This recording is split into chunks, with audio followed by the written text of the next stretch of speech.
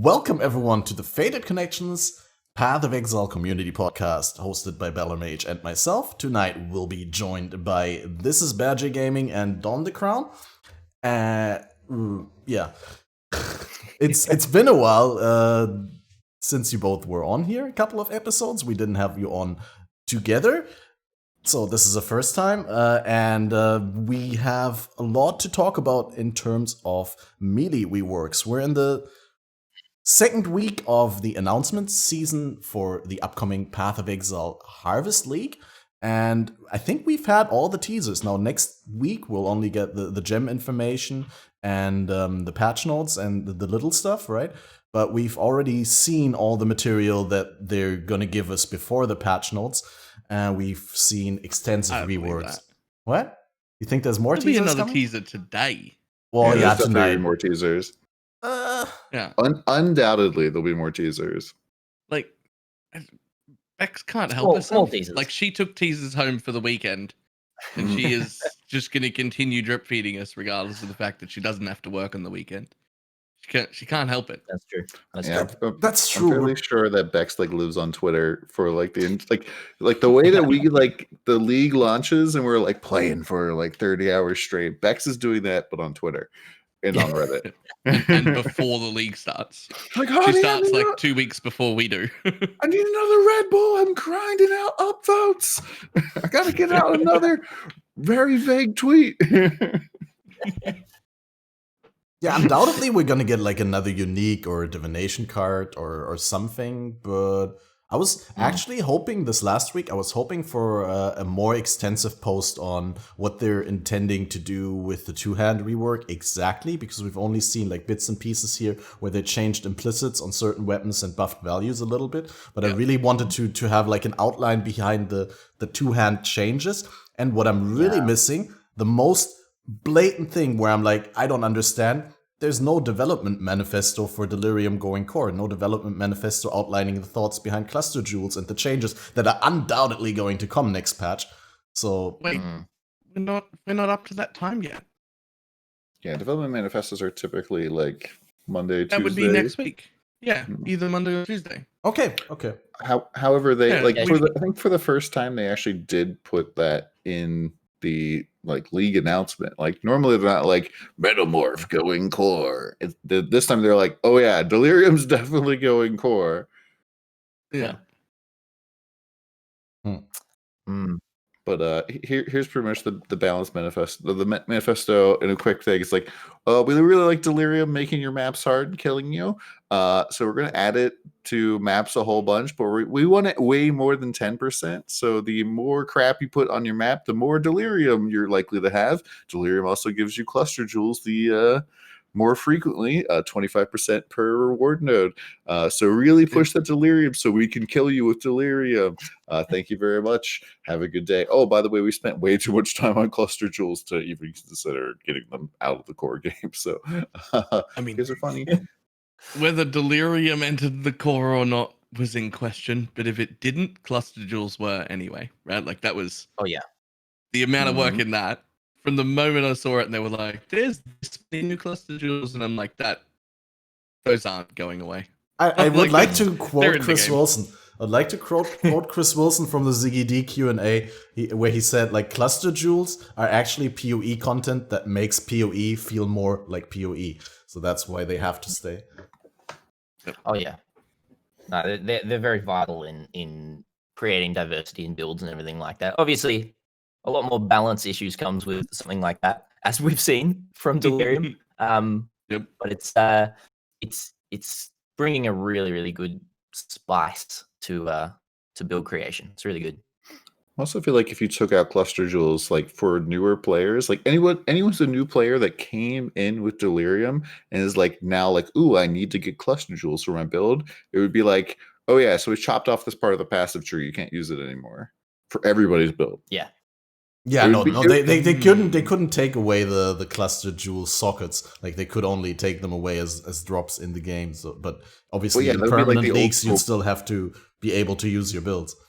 But yeah, it'd be the old school cock nerf where they just absolutely gutted all of the cast on crit builds, and people were just I guess I won't play. So I think it would be that again. So they've learned Brands. Yeah. Sorry, I had a bit of a cough. I'm sure we're gonna have another 1 hour section about brands later on in the podcast. There's a lot to talk about with the episode. Before we go into any details, since we haven't had you guys on since the harvest announcement, do you quickly want to outline your first impression, what your first thoughts were, and combine like with how tie that into how your impression of the league is now 2 weeks into the teaser season? Badger, do you want to go first? Yeah, I've been doing a lot of IRL stuff during these past couple of weeks, so I've been kind of like always catching up with the posts like a day after and everything like that, and so I was a little bit late to the announcements, but I was a bit apprehensive at first, just because we're coming from such a loot explosion league into what seems like I really like crafting myself. So for myself, I'm pretty excited, but for the general PoE community, I was a little bit apprehensive into how heavy it looked like we're going in that direction. But then all of the updates to skills, melee, and everything like that, I think is really supplementing that well. I'd be happy with all of these updates without Harvest itself, just as a league. But I'm very intrigued to see. Yeah. Oh, exactly. Like exactly. you could just sell seeds and never use them, and then you've got a whole new league. It's a very skippable league mechanic. Which is going to be really interesting. I'm going to go full ham into it because I love doing that with league mechanics. You know, it's just fun. But it's also the first league where I'm going like, hey, I think I'm transitioning to hardcore now, which is a bit exciting.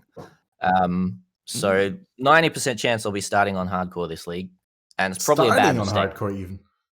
Yep. Yeah. Let's hope no Vulcan bugs. Oh, Vulcan doesn't even work for me while streaming yet, so I haven't been playing with Vulcan. All right. Yeah, no, I heard about that. A lot of people have problems with Vulcan with a single PC setup because it seems to cap out the CPU usage quite a bit. Yeah, it's really hit or miss for me. Yeah. So, like, I've been pretty lucky. Like, my computer's always handled PoE pretty fine. I've only ever had like max 2 crashes a league, or frame drops haven't been that bad. So I'm not really that fussed, but I know it's a big improvement for a lot of people, which is really great. Awesome. Wow. That's a pretty good summary there. What do you think, DonTheCrown? What was your first impression? And so my first impression was like, wow, this really reminds me of Bestiary League. So yay! Oh no, it does have some Bestiary in there, but then there's also some other leagues in there. But like it reminds me of Bestiary because I'm like, wow, I really loved Bestiary. All the crafting, all these like complex things that like the average person would have a really hard time figuring out exactly how it works, and all of the like little things that you get to discover. That was so much fun. Oh yeah, that league was so terribly received. It was the first league I remember actually Reddit really hating on. Like Harbinger, they kind of hated on. Like Bestiary, but then they fixed it, and then like a month in, it was really good. But then half the player base, more than half the player base had already left. So I'm just really glad Cyberpunk's not coming out right now. And I'm hoping that they've learned a little bit from that. But right now, like you said, it's like a really skippable league mechanic. So that kind of feels questionable. So I'm hoping that Delirium's actually at a pretty high percentage. So it almost feels like Delirium 2. And I'm kind of thinking back to like, Breach League. So Breach League was really popular. People really liked it. And then every league after Breach League, I did more breaches than I did in previous leagues. Which certainly in Legacy League. Legacy League, I was popping in like every single breach I could possibly do. And so like I'm like, so what if in Delirium, like you're still going to get quite like, especially if you're juicing up a map, you're going to get the same amount of in this league, you're going to get the same amount of Delirium as you did like almost as last league. So that would be fine, because right now I'm just like looking at the league mechanic and I'm like, so my plan currently while leveling is to click on seeds, pick them up, and read for physical mod. And then if I find one, plant it in the next zone, because by the time I look at the seeds, I will probably be like 6 to 10 leap slams in the direction moving. And I probably won't even like consider going in until like Act 2, maybe Act 3, and only if I really need a weapon upgrade. But then it's like, oh, so I plant a seed, and then 5 zones later, I can go harvest it if I click every single seed cache.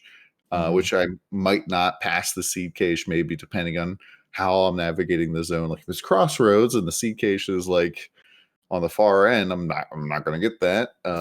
If it's in Chamber of Sins and it's in some weird corner, I'm not going to click that either. So there's a potential that it could be like almost 10 zones after I plant the seeds before I get to harvest them. So I wonder if that's being accounted for in the level and the strength of the monsters. That like a level 1 seed that you'll technically only harvest level 6 or so.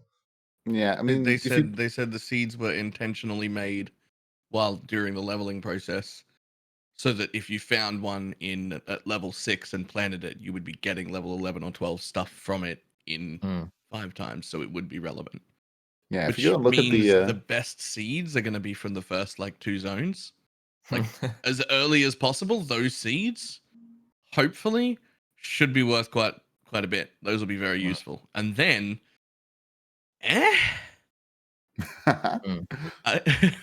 while leveling, I don't know, just run. My concern is that like this is going to be the league where we give my intro, but that's just like my first thought. So I'm like, so it's like bestiary, but essence, but on a timer.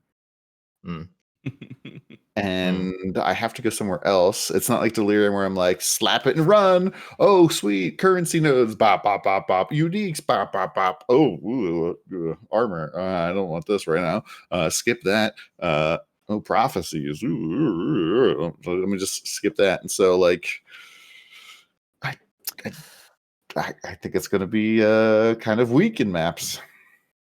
In maps, I think it is going to be pretty weak. I think in the leveling process, though, like usually on league, I say usually on league starts, league mechanics are kind of overtuned for the leveling, but people are pretty scared about using them because we want to get to maps as quick as possible. I've got a feeling, as Balor was saying as well, the first couple of zones or like Act 1 and that sort of thing, I think it's going to be super strong to be getting your seeds planted and reaping those rewards if you don't have a super strict leveling process to be able to just zip through to maps. Obviously, speedrunning's always going to be the way to go if you want to get there as fast as possible. But for the average player, I think the league mechanic's going to be really strong during leveling. Well, the question is whether, I mean, undoubtedly some speedrunners are going to skip the mechanic, thinking that they're going to waste their time, and some are going to take the risk of wasting their time, because Chris Wilson already said it's going to be extremely rewarding, and they're going to make it so that it's worthwhile early on. So if that's along the lines of, Bestiary, to stay in the same example context, then Adrenaline Flask guaranteed in the climb when you catch 3 goats.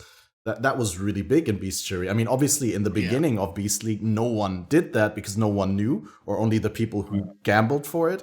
But later on, it became even race meta to go for the Adrenaline Flask there. So if there is something of a similar power level, not saying necessarily Adrenaline, but if you could get guaranteed move speed on boots from the first seeds, for example, that would be insanely valuable. I would almost feel like you'd have to have like switch a unique to another unique, because I feel like this is really the one league where like we watch the Gamer for Life highlight compilation, and it's going to be like, wait, where are all the like it's rain and tabulas highlight? Oh, don't DMC him. Like there's not going to be all these tabulas like popping out of Metamorphs or Delirium and all these other level uniques. That's just not going to happen. That's it. Like on that Q&A that Chris did, he was like, yeah, all the way to Act 6 or something, and he found like 11 uniques, and 1 was from the game, and 11 was from the league, and 10 was from the league mechanic or something along those lines. And I'm like, that's been true for ages. That's been true for every league. You take that league mechanic out of the game, and I would not be shocked at all to not see a unique in the first half of the game. Looks like they just revealed how they're changing reach of the council. Oh wow! Okay, this just in, guys. Updates. Let's go. Live reaction ×4. Exactly. Let me prepare that on the screen. Is it on the Twitter? Mm-hmm. I'm going to. The Exile, one tweet in the last hour. Check out the long-awaited rebalance of the reach of the council. Oh, okay. On screen in 3, 2, 1. Reach of the councils are going to lose value. My standard double legacy reach of the councils. Are they still going to be good? Yeah. Here we go. I am so confused by this bow. Oh my goodness.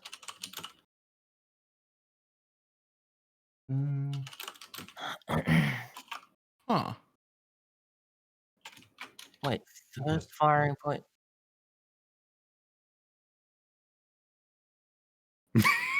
Your guys' faces. Oh, yeah. The split is at the different firing points. That would be right. The greater volley split. Well, I thought that's kind of crazy. But then, that's cool. But then there's 5 total projectiles, and they only list 4 things. Does one of them get nothing? Yeah. The one on the far right, I guess, does nothing. Well, I think even if you have more projectiles, it goes out to 7, if I recall correctly. Oh, I didn't find it. Now we got it. Okay, so. Right. Sorry for the delay, everyone just watching the unique on stream. I'm pretty sure you guys found it on the Twitter. But so reach of the council has been changed. And I think the values change. It's still supported by level 20 greater volley. We still got the flat and the increase. The damage is still pretty average. The attack speed is still pretty average. I wouldn't consider it average. It's even pretty bad damage for a two-hand bow. For a bow in general, two-hand bow. It's still terrible for single target. Like TLDR, like you're going to be using a better bow endgame. Of course, it's got cool flavor, but you're not really going to see that in the crazy fast speed that we have in Path of Exile now. Anyway, you're full clearing screens, so. Wait, what? That is interesting. So there's 4 bonus effects that rotate through as you fire every. No. Or what? So I understand that as each individual extra arrow will do one of each of those things. Oh, from the first firing points. All right. Second firing point, third, fourth. So basically, you're in the middle, and then left of you have the first and the second, and right of you have the third and the fourth. No, there's 5 total nodes. So like you can just kind of think of it as like you're the middle one. Your fingers and like arrows shoot from your fingers, and so the 5th node gets nothing. So just because of the way they add projectiles to the game, I think your first one will be in the middle. Your base projectile will be in the middle, so it'll be 1, 2, and then 1, 2.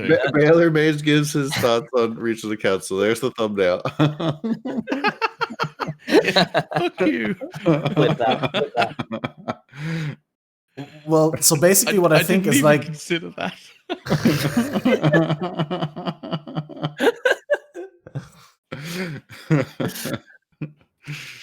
I think the firing points are all the ones from the greater volley support. Like firing points is, I think those are the ones that are added, and you don't have any bonus effects on your own one that you shoot. Yeah, that would make sense if the one in the middle does nothing. Yeah. Or it does whatever you link to it, obviously. It does nothing because no one's going to use it. Nice bow. Yeah. So the problem with this is like I feel like people. I mean, I feel like there's definitely times where you want pierce, sometimes you want fork, and sometimes where you want chain, and this can kind of like help you get all 3 of those, and like allow you to have like kind of different types of feel of clear. Like I remember I haven't played a bow build in a very long time, like Abyss League, but I remember like getting your Rigwold's quills and getting that fork felt like huge monumental difference. But other people will be like, yo, you should try out chain. It's like even better. It has a different feel to it though. And I feel like this could potentially feel really good. The problem is damage is really low. There's no quantity on it. So why use it? And it's really sad when they did a Reach the Council, because Reach the Council used to be like amazing, and I mean, now technically, like it's still a 7-link, and you could use a Calm's Heart or something like that, I guess. Yeah, but if I was going to use Calm's Heart, I'd use a better bow. Yeah, no, like regardless of Calm's Heart, obviously you could just use a better 6-link bow instead of having a like pseudo 7-link at the cost of having worse damage. Yeah, it'd be like, oh, all right, so I have this life sprig, but it's a 9-link attack wand. So put the life sprig, like starter thing. Now use it to map. TLDR, easy Ellie hit. My Reach of the Councils on standard are safe, which is good. Mm-hmm. if it had have got like 140% physical damage added to it, and then the attack speed bumped up to like the 20% bracket, I might be looking at it to see if the mechanic of it was interesting enough. But as it stands, even with the kind of weird janky mechanics, it doesn't do enough damage. I can literally alk a bow from Blood Aqueducts and do more damage. So, like, pass, I guess. Yeah. I think this will be the first item to have, I think, 3 legacy variants now. So yours is actually a triple legacy Reach the Council. Well, 4, because it's gonna be have to be reworked next patch because no one used it.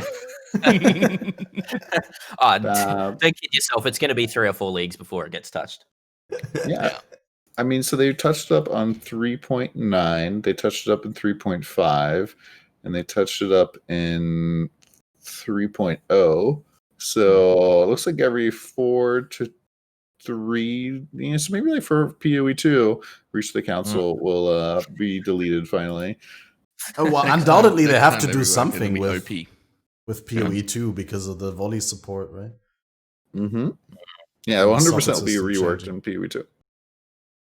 There's a lot of questions in regards to PoE 2 that still need to be solved, and where I'm not exactly sure whether GGG whether they even know how they're going to work it out. Like, if you think of all the guaranteed 6-link uniques or 6-link items that you can get from diff cards that are just going to have to be completely reworked. I mean, so I feel like every single thing that we know about PoE 2 doesn't exist yet. It's like it's like the equivalent of like someone selling you a timeshare that hasn't even been built yet at all, let alone they haven't even gotten the property. Like, it's all ideas and things. And like typically, like when they get a league announcement, like, you know, Harvest, if like Reddit's like, oh my gosh, we hate this one idea, they like even shift the league mechanic. And we're talking about PoE 2, which has like no literal defined date. Like, and there's a lot of things like, oh, this sounds like a great idea. It's like, actually, so in implementation, having everybody have 6 links turned out to be really terrible and caused a lot of weird bugs. But we're doing something else really cool. But you're still gonna like not having fusings anymore caused a lot of problems. It was not very clear how to play the game. And like people were having a hard time finding their skill section, let alone like understanding how their items work. It's just like we might not get any of the features they're talking about PoE 2 besides the new story. Yeah, I do agree with that. Look, we're gonna get a lot, regardless of what it is, but you know, they had to have some pretty different things to show at ExileCon. Basically, is what it came down to. So, not saying they pulled it out of their asses or anything, because they didn't. They had a lot to show, but like, it's just ideas, as Don's saying. It really is just ideas. So we can't really get too invested into everything there. But yeah, I'm hopeful is all I'll say. Maybe I shouldn't be hopeful. We did have a proper functional playable demo already when we got there. Yeah. Like the entire first act, it worked and everything. Yeah. So a lot of it does exist. Yeah. Yep. But that's again, more like the story is there. A lot of money into ExileCon. Yeah. And even if it technically works, like I as someone who's worked tech before in the past, like it's relatively easy to like mock up something that's like a test demo compared to like actually completely balancing out an entire product through the entire thing. And like, even though you may have played a demo where like you had all the options that they're talking about, maybe they're like, oh, so like this is turning out to be very difficult to balance in maps when everybody has like 17 6 links. And like maybe they're gonna add a lot more. Like I talked about this a little bit with like the new Warcry announcement. It's like we keep getting all these support gems, which are like very much like you should 100% always attach this to these types of skills. Or like second wind, for example. Oh, you're gonna use dash and you're not gonna use second wind. Enjoy not having a movement skill. And so it's like, why does this support gem feel so mandatory as opposed to like feeling transformative? And so we can get into that. We talk about war cries. Second wind's a great example of that though. Like if you can't afford 2 sockets, just don't use dash. Yeah, like, just don't. Just put something else in. You don't get that. Oh yeah. Flame dash. Which is a great point. Like if you can't use second wind with dash, you just use flame dash. Yep. Oh yeah. Yeah, but it's like, not mandatory though. You don't need it. Yeah. Dash linked to second wind is the best movement skill in the game. It's so smooth, fast, responsive. It's better than every other movement skill. But if you don't have second wind, it's garbage. I get stuck with second wind sometimes with dash, like more so than with flame dash on like little edges and ledges and stuff. It is a little bit more clunky, I feel, than flame dash. And because it doesn't have the same amount of charges, it is not as fail proof. Because I think it's just a million times better than flame dash in every way. As long as you can get second wind with it. Yeah, I definitely feel like it's really smooth. But like I kind of feel like your build already has to have some movement and walkie speed. Like for Hollow Palm, for example, it feels so good. But I can only imagine like playing a normal melee build where you have like 0 move speed on boots. And yeah, this is not going to happen. You definitely need to have move speed accompanied with that. It'd be really nice like on some sort of build where you have cooldown reduction. And so your cooldown is like even faster. Yeah, and let's not forget about melee builds that are needing to proc fortify, or well, it's good to proc fortify on your leap slam or your shield charge or anything like that. You know, you can still have dash; it's good, but primarily, especially with good attack speed and everything like that, that's still kind of more not best in slot, but it's great. You want that fortify up. Yeah, I just been fortifying my main links, especially because Delirium is so rippy. Oh yeah, it's like you can't afford to be like, oh crap, let me stop cycloning to leap slam into these guys. Sometimes backtracking into the corpse explosions. Cool guys don't look at explosions; they just keep running past and don't backtrack for loot. Okay.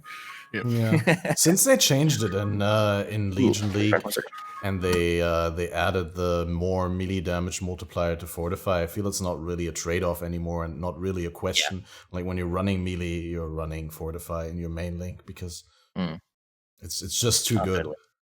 It's something like 90% of the damage or 95% of the damage you could have got, but you've guaranteed fortify all the time. Like, no, just fortify it is.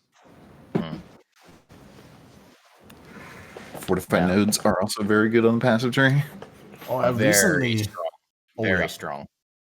Although I did notice that I just realizing this now, they didn't put any fortify cluster jewels. They probably knew it was that strong. It's the other thing, the helmet mod as well.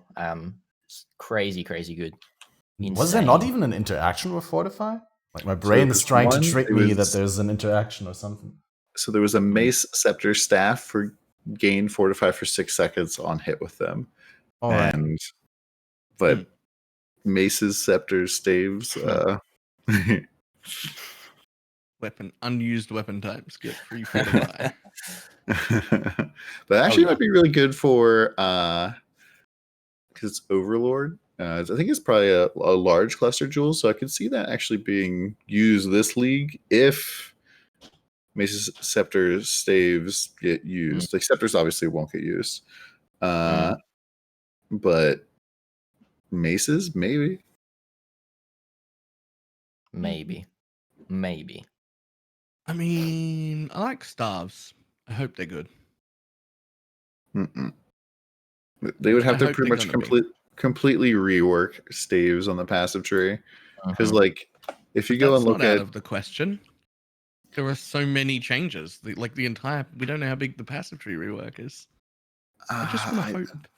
So the problem- Staves are the only weapon type interesting enough to bother playing melee for me. Staffs are insane They because need of to the fix block. I mean, so they did add the new like melee only staves, which is kind of cool. But the problem with I've always thought with staves is that like all of their damage nodes are like on the this is not melee territory. What are you doing here? They're like between Witch and Templar and a little bit towards Marauder. And it's just like I really tried to push the melee Templar really hard with staves, and it's just not the way to go.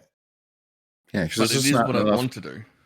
There's not enough other supporting stuff, but like maybe if you put like 3 cluster jewels in or something, you could kind of make it happen. But then it's still a 2-hander, so maybe not. Yeah. Look, for chat though, staves are still good. Anything in the game at the moment, most things in the game are viable. I'm seeing Don shake his head, but you can clear all content in the game with almost anything in this game. That doesn't mean that staves are the best thing. That they probably won't ever be the best thing to go for unless there's a full rework. So, if you want to play them, you can still get the damage out of them. You can, but it's unadvisable. Yeah.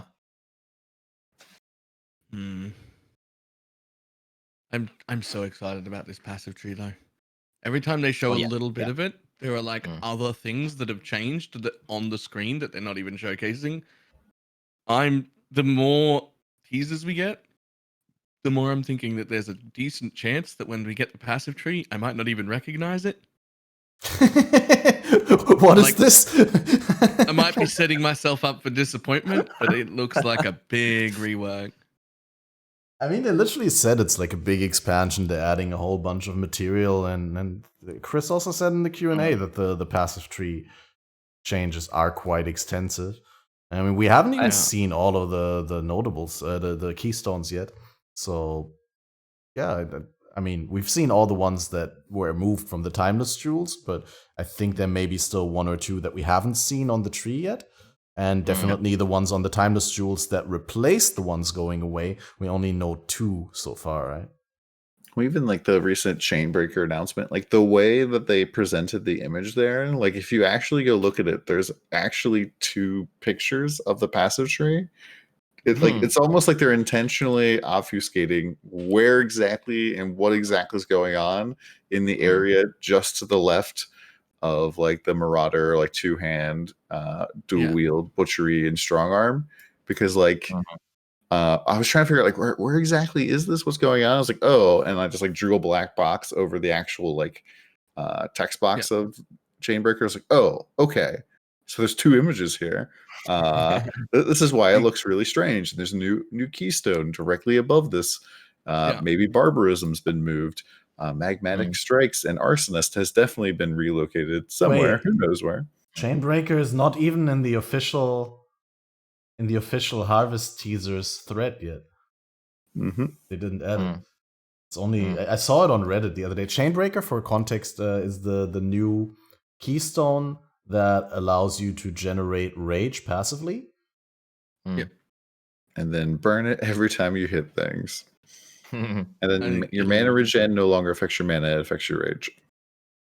I think it'll be okay on like the idea that they want, which is the super slow hitting like Ice Crash or Earthquake, where you're only hitting like once every second and a half. I just don't think that anyone's gonna actually play that. I think EQ Jug is going to be reasonable. Yeah, but EQ Jug will attack very fast if it wants to be good. So here's the problem with melee is that besides dash, which we already talked about dash, if you attack slow, you leap slam slow.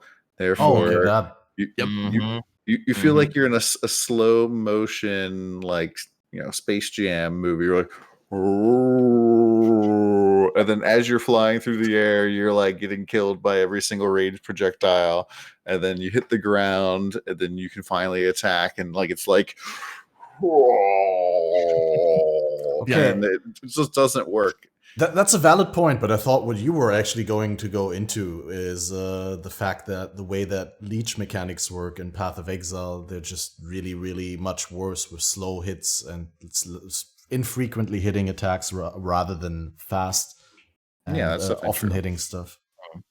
I don't think it's as bad as like Reddit seems to make it out, where like, oh, it's impossible to hit leech cap. It's just like there's one way you can kind of hit leech cap, and there's another ways you can hit leech cap.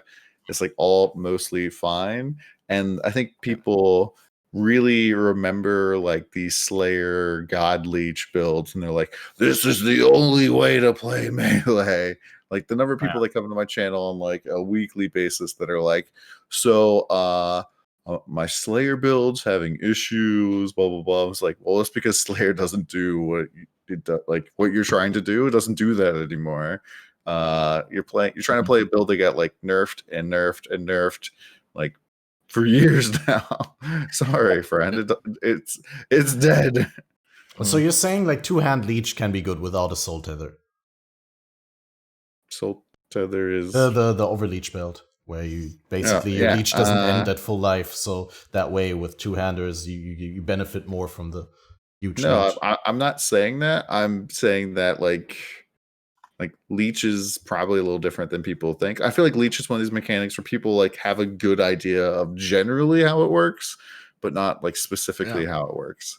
It's kind of like shock. It's like, oh, when I shock things, they take more damage, but it's like, but it's not a lot of damage, or it doesn't really matter because it's already dead. Oh, you did 80% of the monster's health? Well, congratulations. You'll do 85% of its health next time. Too bad there's only 20 left. You do enough damage to get a meaningful shock. It's like you're doing 50% more damage next hit, but you did 80% of its damage in the first hit. So it doesn't need any more. Which brings me to the Minotaur mace, which they are absolutely like they're adding 300. You shock as if you've hit 300% or 300% more damage, but then they're lowering the base damage of the unique by quite a lot. And I'm just like, this is a 400 DPS two-hander that drops off of a tier 16 boss. This does not like fulfill my like endgame fantasy of like No, I saw your tweet, and you also said it's literally never been used. And I was very tempted to point out, but GGG used it in the trailer for Harvest. And the character was using it in there. Yeah, the IGN reviewer used it as well. That's why he was having such a hard time getting to it. And like, it's got that like 20 pen built into it, which is worth a little bit when it's based on the weapon, but it's still like, you can build a one-handed axe that's stronger than that. And you can do that from like an axe off the floor. I'm not even thinking about that mace as melee. Like I'm just thinking potentially maybe Divine Ire as a budget. What? With the mace? Yeah. So you've got full conversion to lightning with the mace. You've got those big shocks from the big hits, which, as we talked about, is kind of mute anyway, because the whole mechanic of applying something to deal way more damage with a big hit means you're already going to be dealing most of the monster's health. But there's a lot of things that are good for Divine Ire, but you can craft a much better staff. But as a budget, like that's all I'm saying. It's not a melee weapon. It's a Divine Ire weapon. Yeah, but honestly, use Voltaxic Rift then instead, which allows you to have your shocks be even bigger. Yeah. And That's the the other chaos thing. Like, damage. it's maybe a kind of medium idea. There's an idea there. It could be kind of strong. What I was thinking it's is interesting. okay. It You just first. doesn't do enough damage. That's all. Like, it's interesting. Like, it's good and it's unique. It's just not like it just doesn't have any fucking damage. So here's what I was thinking. I played in Legion League for speed running low-level glaciers. I made a static strike build with I was using the unique two-hand mace Kongor's Undying Rage, which never ever would cross my mind to use in a build, but in the static strike build it seemed good because it had hits can't be evaded and accuracy was a problem, and it also had something else that I don't remember. A decent crit chance for Ellie Overload. But in that build, I was no extra damage and gain onslaught for 4 seconds on crit. Right, yeah. So good synergy with Ellie Overload, but different than I remember. Thanks for filling me in there. So I would never use Kongor's Undying Rage. On that build, it felt somewhat okay because I was running low-level maps only and like speed running around. And in that build, I was actually thinking, endgame, I would change the Kongor's Undying Rage for Brain Rattler because it would give you the conversion that you're missing for Static Strike, so you can take the Fist to Lightning conversion gem out and use an actual damage gem instead. So that's why I thought it would be great. But then Static Strike got it so hard after Legion because you can't hit Frost Walls anymore to generate Static Strike stacks. So now you actually have to walk into the pack without Static Strike stacks up and actually melee hit with the strike skill in the monster's face in order to get the arcing out lightning secondary effect. And it's not worth it. It was already borderline like meme and inefficient, but I don't see it being used anymore. Static Strike without a rework. I feel like a lot of strike skills are in a very tough spot. Yes, they finally added Tribal Fury to the passive skill tree. It's going to cost you 4 to 5 points to go get it, as opposed to like you could just anoint it anyways. I don't really think that's a really good fix. I kind of wish that. And like the nodes that lead up to it, I feel like are kind of mediocre at best. I don't actually have them in front of me, but I just remember thinking like it's like 12% physical damage or 12% attack damage or something. And I was like, it'd be really cool if instead, if it was like a 4-pointer, but one of those travel points adds another strike as well. So like you could anoint it to get the +1 strike, or you could travel you could take to the wheel to get 2. like actually Ancestral Call too. That would be cool. Because I've played like with just Tribal Fury and it feels not quite enough. Yeah, not quite enough. Yeah, so like, it's never felt quite enough for me either. Wow. Strike skills are just so bad. You can get it on a glove too, right? Strike 1 additional. Yeah. So if you get it on the tree, now you want it on a tree and a glove so that you can not use the support gem. Because all the support gems for strike skills are like lose damage, multi-strike, attack faster, less damage, melee splash, hit stuff actually, but for less. Ancestral Call, hit more things, but for less. For less again. Yeah. Oh, and nuke your single target. You would have to switch this gem out if you want to kill a boss. Just to I mean, you're technically right, but melee splash only reduces the damage on the splash, right? It doesn't reduce the damage on the main hit. Though you can make an argument for you could be using an actual damage gem instead. So that's the damage that you're missing on your main hit. Yeah, it's probably why I like Cyclone is so popular. 40-50% more. So like a lot of those things, a lot of those sort of things in a lot of builds, I feel like they need the fortify treatment of this is not quite as good as a real support, but it comes with the utility rather than less damaging me. Yeah. Like if Ancestral Call was like a damage. Yeah, like if Ancestral Call was like, 21% more at level 20. And it was like, that's not quite as good as a real support. Even maybe half as good as a real support, but coming with utility, then you'd be able to look at it like a real thing that you might want to use. It's kind of like Infused Channeling. Like Infused Channeling is like not as good of damage as some other things, but it's definitely really good. Actually, it's a lot of damage. I'll take that back. It's good damage. If It's it more like challenges me. fortify, where it's like Yeah. this has great utility and less damage, but like you don't feel bad putting it in unless you're like, I want to have the top tooltip in the world. Yeah. Yeah. Hmm. Yeah, that's it. Fortify is like the perfect idea of utility support for me for those attack builds. It's just a bit worse than a real support, and then give utility. Yeah. Speaking of fortify, I mean, fortify originally was supposed to be like melee only, melee type of thing.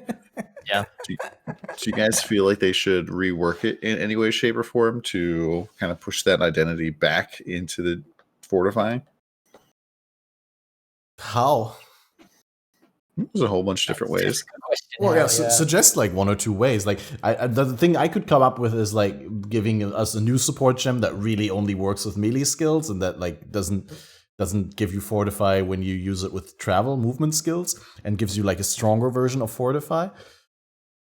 You can make it so that like if you do spell damage at all, you lose fortify, or fortify buff itself reduces your spell damage by 50%, or your non-melee damage by 50% or something. Because like you fortify all good yourself, suggestions. taking a more defensive posture, you do less non-melee damage. Period. Just like less damage. And I know everybody who's like, but that's a defensive layer for my build is going to be like, no. Or you take the fortify buff nodes itself, on or the tree, and you make them like, you must take this type of node type of thing. Like right now, I feel like rampant, which gives you attack speed, movement speed, effective fortify, and attack damage, is pretty good. And if you're nearby there, you probably should take it. But it's still kind of like 2 travel points away from a lot of trees, and it's a full 4 nodes, and like it's kind of like a little bit less damage than a pure damage node, and has utility, which is nice. But if it was like, this is the highest damage melee node on the tree, you pretty much want to take it, just like Constitution. Like if they did that, I think like that would help push fortify more that way. But I would probably prefer that they take fortify away from other archetypes. So my suggestion would have been slightly different. I don't think removing it from other people is necessary, but I would halve its effect at base and just sporadically add fortify effect throughout the entire tree on melee nodes everywhere. Just this bit has 5% effect, and this bit has 5% effect, and that bit has 10% effect, and so that any random melee tree ends up with somewhere near 100 to 150% effect. So it basically from gets its the old halved effect now, so that you've still got the same or a little more effect, but the other people who are using it get halved unless they go and take melee nodes, which they're not going to do because that would cut their build. That's not a bad idea, yeah. It's pretty Like just sporadically everywhere, there can be a little bit of fortify effect on melee nodes. Yeah, because I'm sure, like as a caster build, you feel like you need to work fortify into your build somehow, some way, because like you're just leaving defensive layer on the table, right? Yeah. And it would feel bad to take that away completely, but you can push it in the direction of being a much stronger tool for melee and just an option for casters. Yeah, make it so that melee just inherently gets much more out of it, and casters are at a disadvantage using it compared to melee. Yeah. I mean, they already are to some degree, but since the accuracy rework, it's not really that hard anymore to hit enemies to get that fortify proc, even as a caster. Especially because everyone and their mother is running precision because it's such a cheap motivation. Yeah. I'm all for build diversity, and so having the options of gems or skills that are primarily used for this type of build. We're talking about fortify and melee. Being used in interesting ways for other builds, but with fortify, the flavor of fortify is just more defense on casters. It's just like, put it on if we can. If there was a way to have something else that it would do, I don't just want to take that away from certain builds. I think taking mechanics away and only having them for specific builds is not the way to go.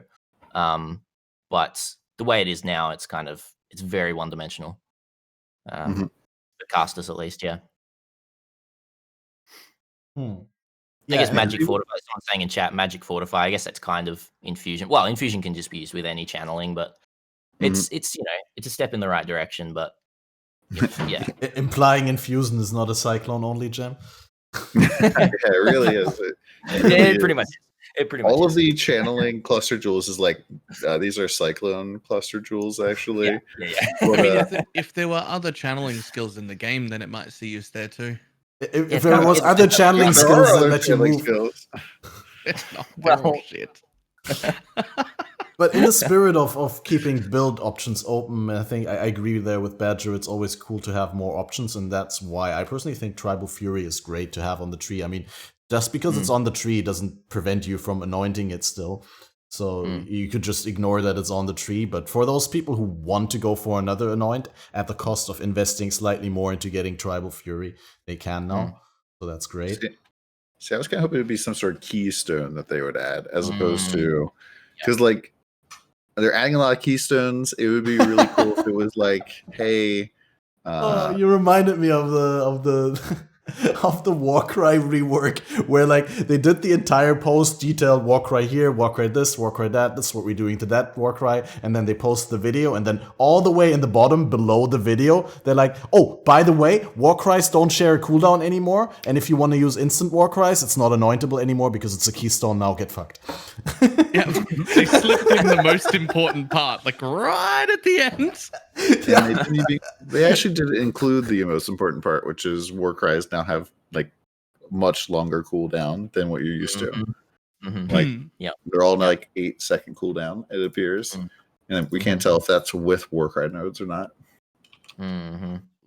Which is gonna be kind of big. Like right now, Rallying Cry, for example, is a 4-second cooldown. Might have a 10-second cooldown now. So if you're doing a Shouty Boy build on left click, it's probably gonna be not so good comparatively. I'm just very intrigued to see the number values. Is all I'll say with Warcries. That's gonna really be interesting when patch notes come out.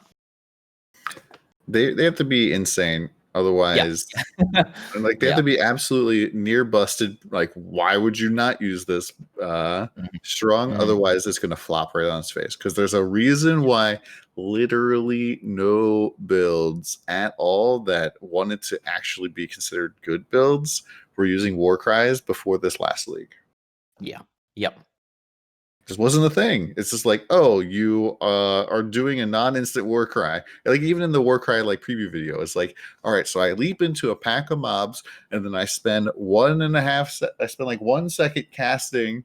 Or it feels like 1 second. 1 second casting this Warcry. Oh, I'm dead.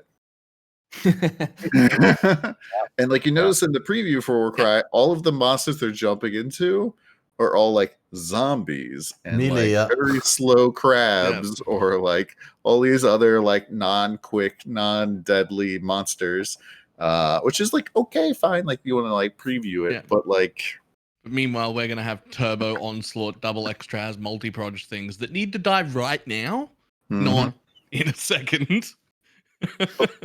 But like I was even using a little bit of Warcry before, but like it's very much like piano key, high APM, like leap slam in, abyssal cry, and immediately start spinning, because like it seemed like leap slamming when you landed, it would kind of like animation cancel half of the Warcry. You can just like you would cancel off the front end, you could cyclone off the back end very, very easy.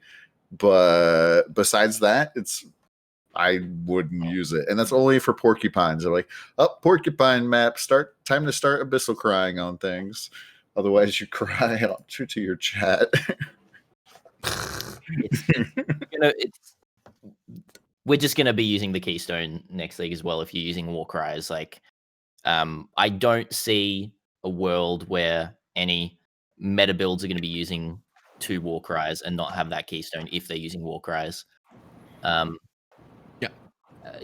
Unless the numbers show something different, and we're like, wow, it actually works to have both of these working together. Which, from what we can see in the mechanics, like, yeah, no, you're going to be using the keystone.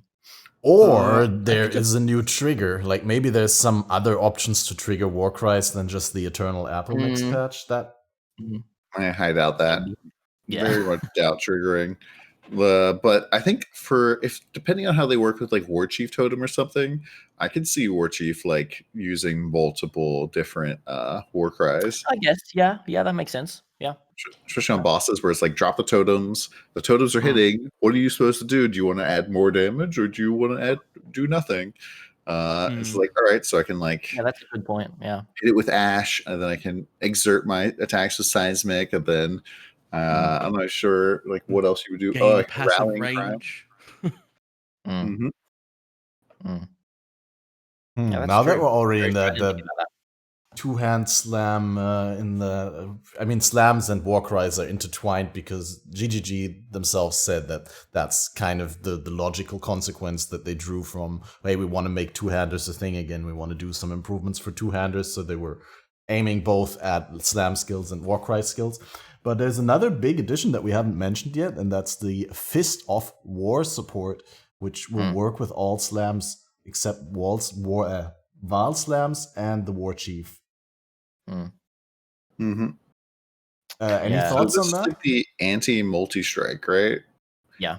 So as opposed to being like, you want to hit hard, you want to hit fast, let's multi-strike. This is like, you only want to hit once. Bleed. And maybe hit a second time.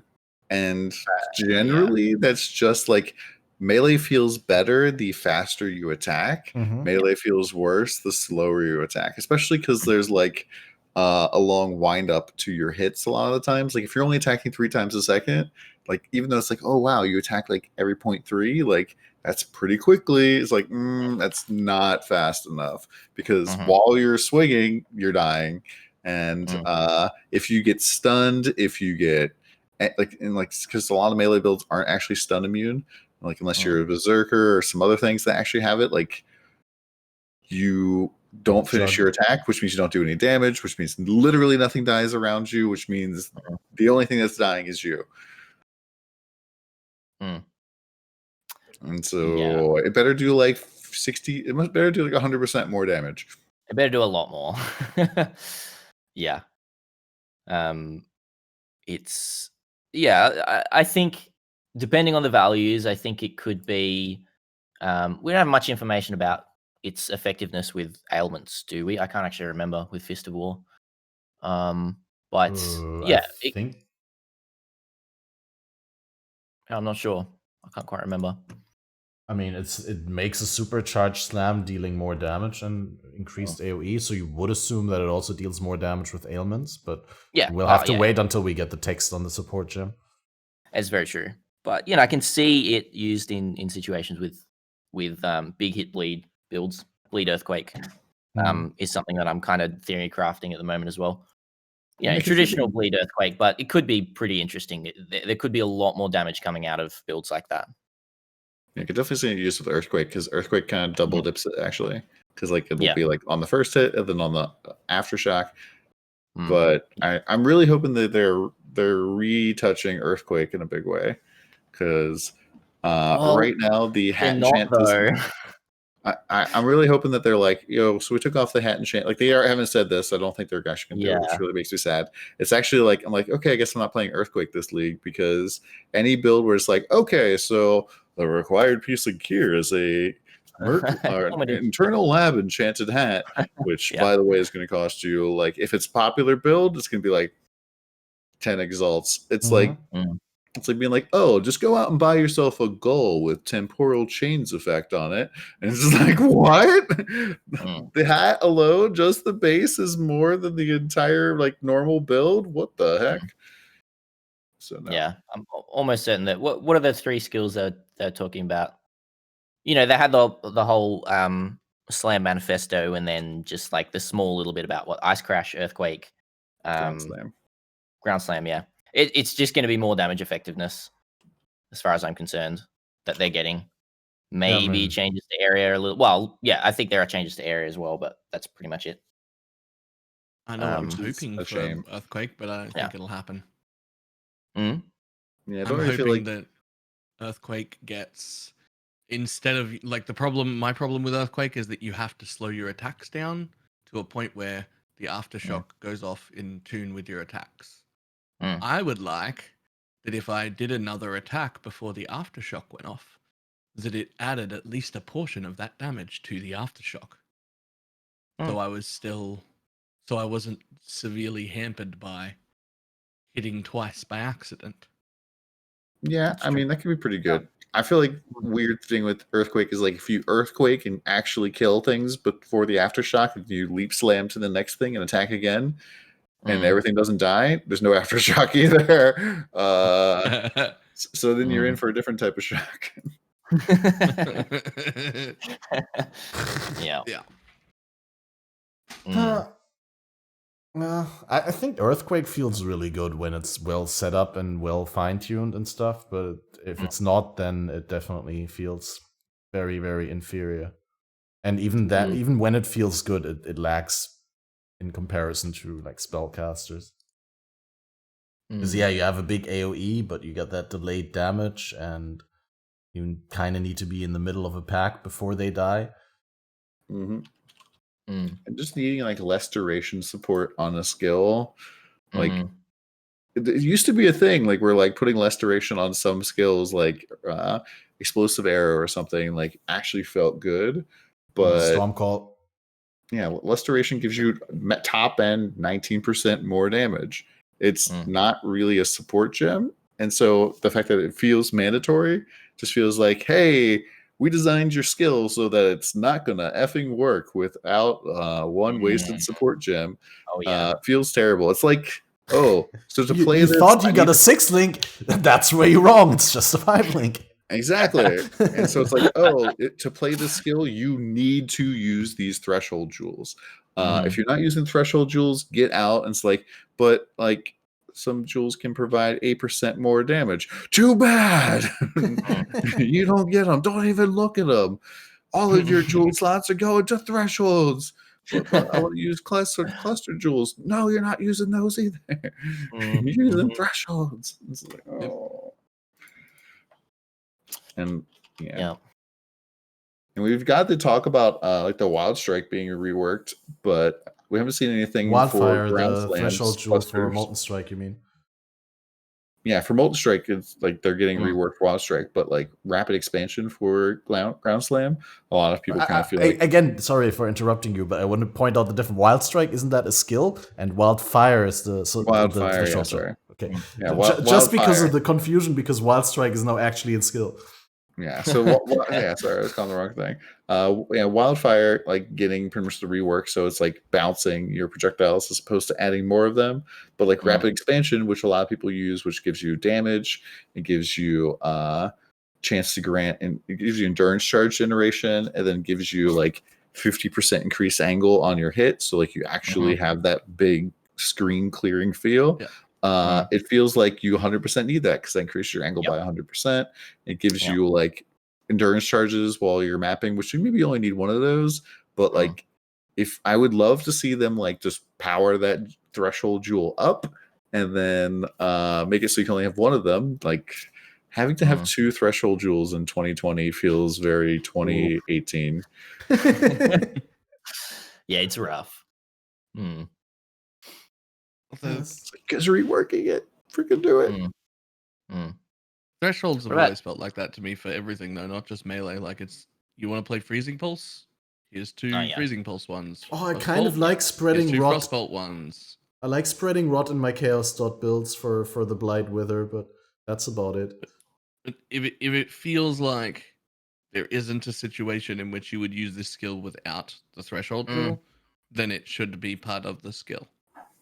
I get what they're trying to do with the thresholds. They're trying to, as Bal is saying, they're trying to give you those options. But is there at the moment, and also with the new Molten Strike duel, like there's gonna be a better way to play it. Like either the duel's gonna flop and it's gonna feel not great, but it's probably gonna feel pretty good for clear. And you're not really Well, you might lose some damage against bossing, but there's going to be a better way to play it. With threshold jewels, I just don't think the best idea is to try and create things. Spark, yeah, I guess. Spark is a good example because you can play Spark with not in a Herald Stacker, but in a normal build, you can play Spark without the Threshold Jewel or with the Threshold Jewel, and it changes the playstyle, and neither of them are wrong. Like one wants to get near the edge of the screen and just spark in a direction, and the other one's going to leap into the middle and spark in every direction, but with much less duration and less reach, but more coverage. That it changes the function, and I can play Spark with or without it. Yeah, I so that's agree, an excellent threshold jewel. That's probably one of the better. Yeah. But in general, with threshold jewels, I thought when they added them, they're going to add more. Like, similar to, like, on Elemental Hit, you get 3 different threshold jewels, and you got different options to customize the skill into a direction of your liking without using support gems, but actually using jewels on the passive tree. I always thought that was a cool idea, but like you guys pointed out, when it's, like, not an option to use it, but it's mandatory, then it feels weird a little bit. Yeah, imagine playing Ethereal Knives without the Ring of Blades. Don't people do that in the Spellslinger Blade Blast build, or do they just use Bladefall instead? Because I remember when they announced Spellslinger, there was like some GGG presentation build that used EK and Blade Blast on Spellslinger. So that's the thing. Like, there's a big difference between what GGG presents and like this is how you want to use it. These things work together, and like what actually gets used. Like, so I'm sure there's people out there that tried that build and they were like, "Holy crap, no!" Yep, no, thank you. Because like if I have it in arc, okay, I get like some triggering. I'm getting less blades on the ground, so blade blast isn't really going off. And if I'm doing it in a circle, like I'm hitting and clearing more, but really not getting any blades on the ground on my target. So definitely not. Like it just doesn't work. Like Bladefall is just straight up better. It's yeah. I was just gonna make that comment. Like, yeah, you can without the threshold, you can have a more condensed spread of your blades. But why are you using EK for that condensed spread of blades? Why are you not using Bladefall? Because Bladefall also has infinite more condensed, range. Put conk on it. That's yeah. Yep.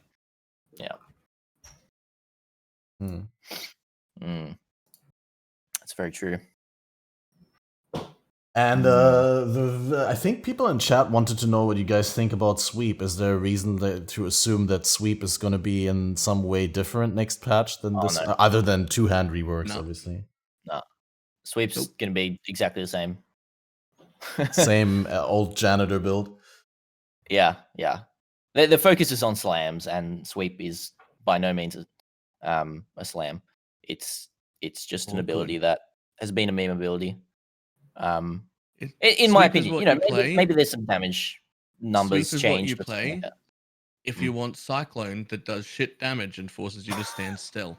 But what about all of the standing still buffs you can get? You know, the 3 standing still buffs you can get. Come on, I want to utilize stationary those. build. I thought sweep was the skill you use if you wanted to play Cyclone but didn't want to play Cyclone, but also wanted to play Blade Storm or weren't using a sword or axe. I thought that, and then you also want to do less damage. So it was like, all right, I really want to use a staff. I'd like to Blade Store. Oh, sweet. It's like the third choice, basically. Yeah. Is anyone sad that we're losing the old Abyssal Cry and the old Rallying Cry, and they're changing how they work more or less essentially, and they also, I mean, they're even changing Abyssal Cry into Infernal Cry. So I am sad about Rallying Cry a little bit. I mean, I'm sure there'll be some good changes, but my Hollow Palm character, 25 million DPS, 5 million of that is Rallying Cry, so F. 20% damage loss. Ooh. Ooh. Yeah, I really like that increased damage per nearby enemies, and also the mana regen on Rallying Cry. And now it's just a completely different skill. Yeah, the mana regen was really nice because, like, a lot of melee skills, you do feel like you need to have a minus mana cost, and Rallying Cry really helped out with that. It was a lot of mana regen. No mas. It was so nice also for Archmage. It's also like just flat mana regen, which is not something you can like very easily find, especially like on the passive tree. Like, are there very many flat mana regens? Abyss Jewels. Okay. Yeah. So like up to 14.8 mana per second. Like if you're doing a low mana cost type of skill, like I was doing Cyclone on 2 mana cost, that's covering like a lot of your mana. And so better get those mana flasks, boys. I mean, you're just gonna push minus mana a little harder and push it down to 0 now, like you had to before. And that's it. And you'll be like, well, I'll just get rid of the mana cost then, because that's easier. It's a better solution. Sad but true. But yeah, it does really seem promising. I mean, it's basically rip Rallying Cry goodbye, but there's a new skill that's called Rallying Cry. And that one we can be excited about because it's kind of cool for dominating blow sort of builds, like these mixed melee minion setups. Builds I'm very excited for Herald of Purity and that sort of thing. So dominating blows like a fantastic build. Like it's probably A tier league start. It's super fast, super strong, super tanky. I'm really that will be a good cry to use on that one. Because like I already have 500,000 damage myself on the dominating blow build. Like you are part of the minion pack, and it's super good. And since I'm already using a physical damage claw, but how much damage are the minions doing? Like 2.5 million per sentinel, of which there are 6, and then 500,000 per dominating blow, of which there are 9. So whatever Sentinels that adds of up Purity to. are broken. Yeah, that's a lot of damage. They're broken. They're really broken. They're really, really strong. I make a I made in Delirium Liga. I have been kind of updating it for a few leagues, but a fully focused Sentinel of Purity build, and my Sentinels were getting 5.5 million with 9 Sentinels last league. Yep. Yeah, they're really strong. 5.5 per Sentinel. Per Sentinel, yeah. Well, that's pretty gross. And mine was dominating blow heavy with just Sentinels as a backup, and they were doing 2.5, and like that wasn't my focus. It was a dominating blow build that just had them, and they're doing 2.5 million per Sentinel. And I only had 5 or 6 as well, because that's like the backup to dominating blow. And then there was myself doing 500,000 DPS just with my attack, right? Me myself. Yeah. And like because I'm using a good fizz damage claw for that, then you add that new cry into it, and percentage of that damage is added as flat to all of the minions. That's gonna be pretty good. So the Herald Purity they only pop out when you kill an enemy, so that doesn't count your minions, right? Or when you hit a rare or unique. When you hit a rare or unique. They stay up 100% of the time while mapping, and they pop out a % chance when you hit a unique. So for Cirrus, for instance, you walk in empty with no things, and if you can reach the boss, it's maybe 2 seconds to get to full potential DPS. If you can reach the boss. I mean, Cirrus joke. Or you just ball lightning, and then you're full Sentinels instantly. You what? Oh, you ball lightning. Ball lightning. Yeah, ball lightning, slow approach, and like that's what I do for bossing. It's just weapon swap or in the main setup. I just switch the main setup just for the big bosses, but it's super easy. It's like a couple of links. All right. Because mine was dominating blow, I just attack with dominating blow. So there's a ramp up of about 2 seconds at the front of the fight, but they last so long they don't even fall off between phases. Like it's literally like 2.5 seconds at the front of the fight, where you're like ramping up the damage, and then you're at full for the whole thing. I'm surprised. I guess the Herald of Purity guys probably fall off, right? Because they're at 12-second duration. Maybe. It's hard to tell because in mine there's so many around me that I can't tell whether they do fall off. Between Cirrus phases, they definitely fall off. But again, it's a lot easier to get them up than people realize. Some people just completely miss the stuff about the on hit on rare and uniques, and then they're just like, dead skill, but it's really strong. Yeah, I guess if you have some duration, because it looks like the dominating blow boys have a 20-second duration. So, even just scaling a little bit of duration with that is a lot of time. Like, honestly, personally, I've played a dominating blow build like when they first reworked it, and it felt really bad to me because it's like I run into a pack, I have no damage, and I hit stuff. And if I can't kill things by myself, I die. But if I can kill a few things, then they're like we can get rolling. But it just feels like this Sisyphean, like I need to push this boulder up a little bit. Yeah. And then so there's a really common trap with dominating blow. It probably won't affect to a pure herald sentry build, but with dominating blow specifically, it is incredibly hard to beat the Scourge Claw, but nobody wants to use the Scourge Claw because they view it as a garbage unique. But basically, if you're playing dominating blow and you haven't spent 35 to 40x to craft a rare weapon, the Scourge is better. And it will let you kill stuff, but everyone views it as this garbage unique, so they don't want to use it. Because it was probably one of my best performing build guides ever was dominating blow. And the number one question I got all the time was, how can I replace the Scourge? And I'm like, you can't. If you need to ask, you can't. Like, it's actually, it's the amount of crafting that would go in. You can, but it's very hard, and you could put that currency elsewhere and make far better use out of it. Yeah, the Scourge is actually fantastic for that build, but people just don't want to use it. And if you're not using it and you're doing dominating blow, your build kind of blows. So, is it because minions deal increased damage if you've hit recently? So it's that and flat leech, which with dominating blow is what you need. You don't want life on hit because you don't hit enough. It's like a slower hitting strike skill when you're not scaling attack speed and hitting one mob at a time. So you want it to be a leech claw, not a life on hit claw.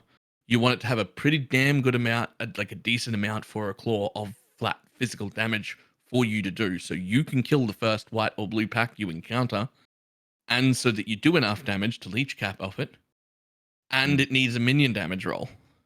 So to get a rare that's better, you would need to hit minion damage prefix, flat fizz prefix, and then percent fizz of a really good roll, and attack speed,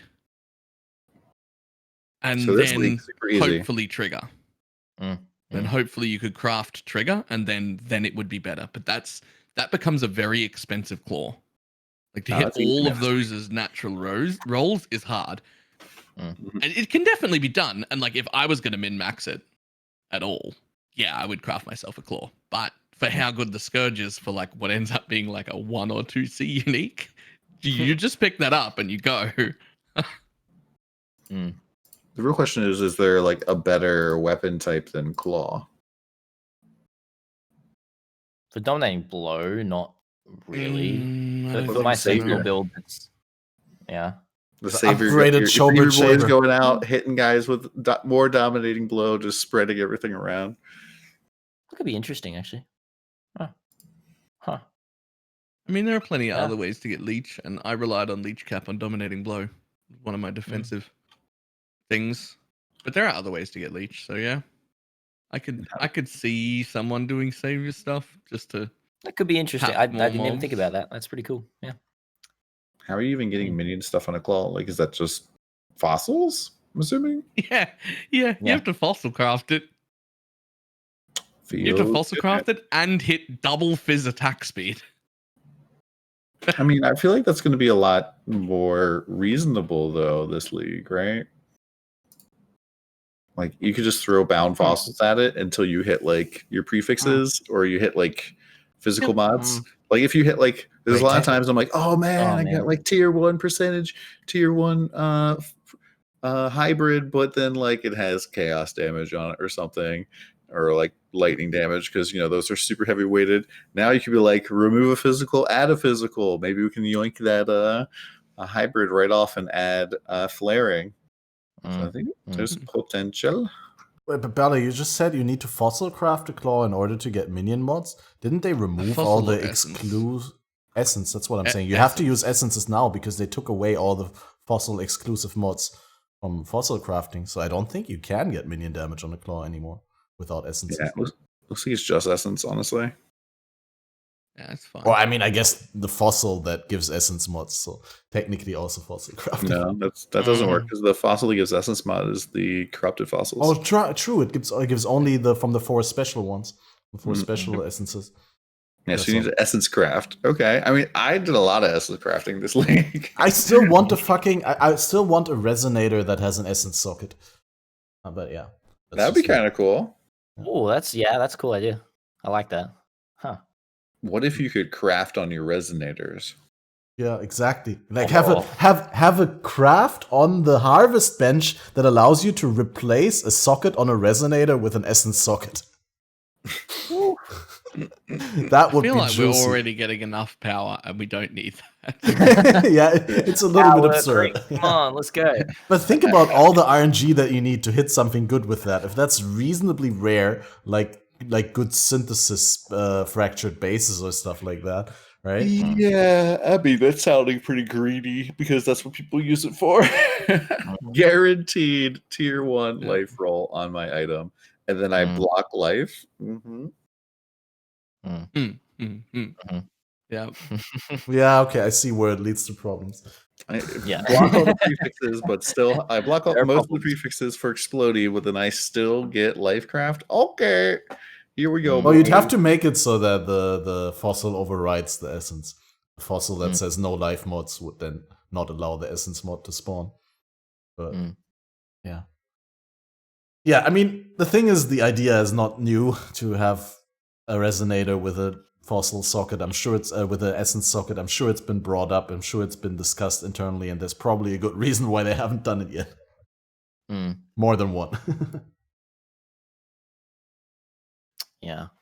About the other war cries, though, we've really only touched in depth on the rallying cry. I also really would like to talk about, actually about almost all of them, but let's talk a little bit about Infernal Cry, which was previously Abyssal Cry, and is now reworked into a fire version of Abyssal Cry, kind of, with some bonus effects on top. So not only does it cause enemies affected by the debuff to explode, now not anymore with chaos, but with fire damage, but also it covers enemy in ash, and it exerts your attacks to trigger an additional attack, like an AoE attack skill that's granted by the cry itself. So I suppose you can link up the Infernal Cry with melee support gems, so that the triggered AoE attack that's granted by Infernal Cry will then be supported by those. And because it says literally it scales with attack damage modifier and can benefit from your supports. So you'd be running your main skill and then Infernal Cry as a 4, 5, 6 link secondary. It's interesting. Again, like I'm so hesitant with the war cries just in terms of cooldown, especially with something like Infernal Cry, which is very much looking like a clear skill, or to supplement your clear. Well, it could be great, and a lot of melee builds want like a single target setup and a clear setup, and that could replace your clear setup. So you'd still be using your single target skill for clearing, but just clear via the explosions. Again, then you're going to need like a 1 second cooldown on the war cry for it to feel good in clear. You're right, because it's got to hit those mobs and then explode from there. I think it's really great. I think it's a good, well, I guess rework because Abyssal Cry is gone. But again, I just want to see the numbers. I'm excited for Chieftain. I might even be league starting a Chieftain. Tectonic Slam? Yeah. That's risky. I'm super worried that Tectonic Slam's gonna like do the exact same thing it did last time, which was people were like, "Oh my god, Tectonic Slam Jug, here we go, Tectonic Slam." Tectonic Slam is Chieftain all the way. And like, what happened? It like killed melee for so many people. People were like, "Oh yeah, I league started as a melee one time, and it was Tectonic Slam, and I got screwed. It was terrible. I'm never playing melee again." That's interesting because like one of my long-term channel viewers and supporters actually played Tectonic Slam when it came out in Abyss League, and it's like one of his best builds ever. He made like a 3 million DPS Onigoroshi Tectonic Slam Chieftain. Well, I'm glad there's at least one person out there. and so you should note that guy is the exception, not the rule. Like, Probably. There's not a whole load of guys out there being like, oh man, definitely. Oh, they're not nerfing Tectonic Slam Onigoroshi. All right, that's my league start plan once again, boys. Here we go. 14-hour beach farm, some cool music, and then we're gonna be going. Well, I mean, no one said league start Onigoroshi. Don't strawman me like that. Surely nobody actually farms the beach for Onigoroshi as a league start. There is people who do that. People do it. But if you just spend 8 hours getting the maps and then 4 hours in maps, you will be able to buy an Onigoroshi and from the people who 80. wasted their league start. Yeah. No, from the bots who farm the beach. Humans should not be doing that right now. Yeah, but there's always at least 2 guys in my chat when I league start. I'll be like, oh, you're doing Onigoroshi farm? How's it going? We'll see. What happens first? I hit Uber Lab or you get Onigoroshi?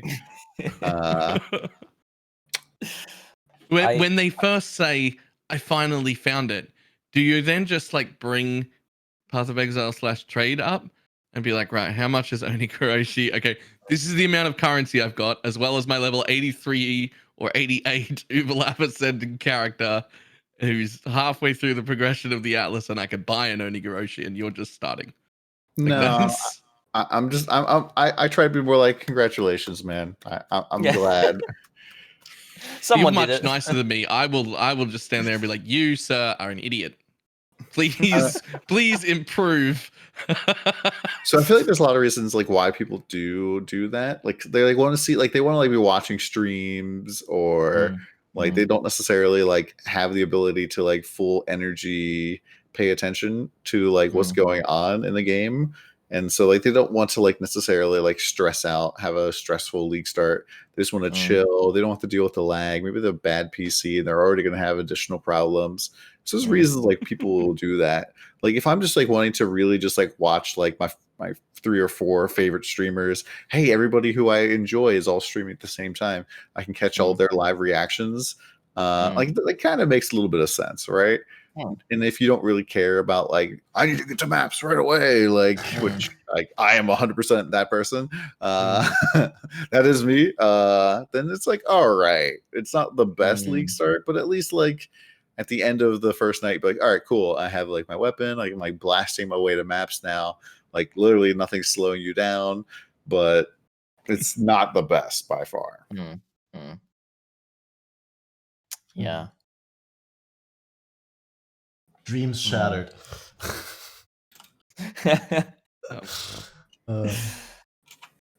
Anyone, any thoughts on the General's Cry? The one that summons mirage warriors from corpses near you, which use one of the only linked one skills. that interests me. It seems like it has a lot. It's very open-ended for utility, and it's gonna probably be one of those things where in the beginning we see a lot of people do very, very different things with it, and then in the end of the league, everyone just uses it in the exact same way because that's the best way that someone found out. Desecrate. One of those Akuna gloves that make it so your zombies count as corpses. Oh yeah. And then you just earthquake out of them. Like, but the problem is zombies running around with melee attack skills. Melee attack skills only linked. Yeah, but you use your zombies as the corpses, so you bring your corpses with you everywhere you go. Yeah. The problem is that it's probably gonna have an 8-second, 10-second cooldown, and are you gonna attack every 8 to 10 seconds? Even if you like stack all of the reduced cooldown, you're only gonna attack 1 time a second. Like, that seems bad. I think there's gonna be some meme builds that come out with just like massively. Just like huge melee skills just coming from zombies. Akuna's will. That's what sounds the most interesting to me. I love that kind of stuff. I love it. So I'm probably going to be playing something like that. Basically, like shit Mirage Archer for melee. Yeah, right? yeah, pretty much. Yeah. Because you need a glove slot for it and everything, and yeah. but pretty cool. That's the one that's going to make the most interesting builds, even if they're not like strictly speaking good. They're going to be the most interesting ones to look at from the new stuff. I think you're going to see them on Reddit pretty quickly. Yeah, is what I'll say. Yeah, yeah.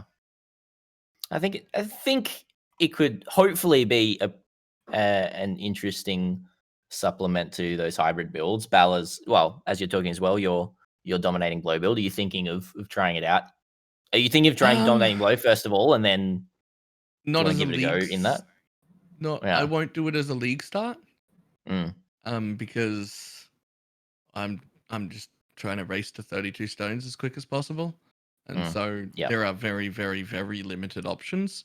If you expect to have a level 80 character 20 hours into league that's already trying to fight tier 16 guardians and conquerors, whatever they're called, and running tier 16 maps that quickly, there's a very, very limited pool of builds that can do that. So I won't be starting with dominating blow. Whereas if you extend that to like 2 days, if it's like, it takes you 2 days to get to tier 16s, the build pool goes from like these 3 options to like these 45 options. And then if it's 3 days, it's like you can now do 100 things. Like it's fine. But I'm going to try really hard to be like that proper like day 1 tier 16 map. Yeah, definitely with day 1 tier 16s. Yeah, like that's the aim. And I don't know if I'll make it there. I've never really tried to go that hard before, but I can do day 2 pretty easy. I've never tried to push that hard, but I just I'm young, but I still just get tired super easy. I can't do like more than like a 16, 17 hour day, which is annoying. But yeah, we'll see. And if I'm playing hardcore as well, I'm definitely not going to be pushing. I honestly don't even think it's hard.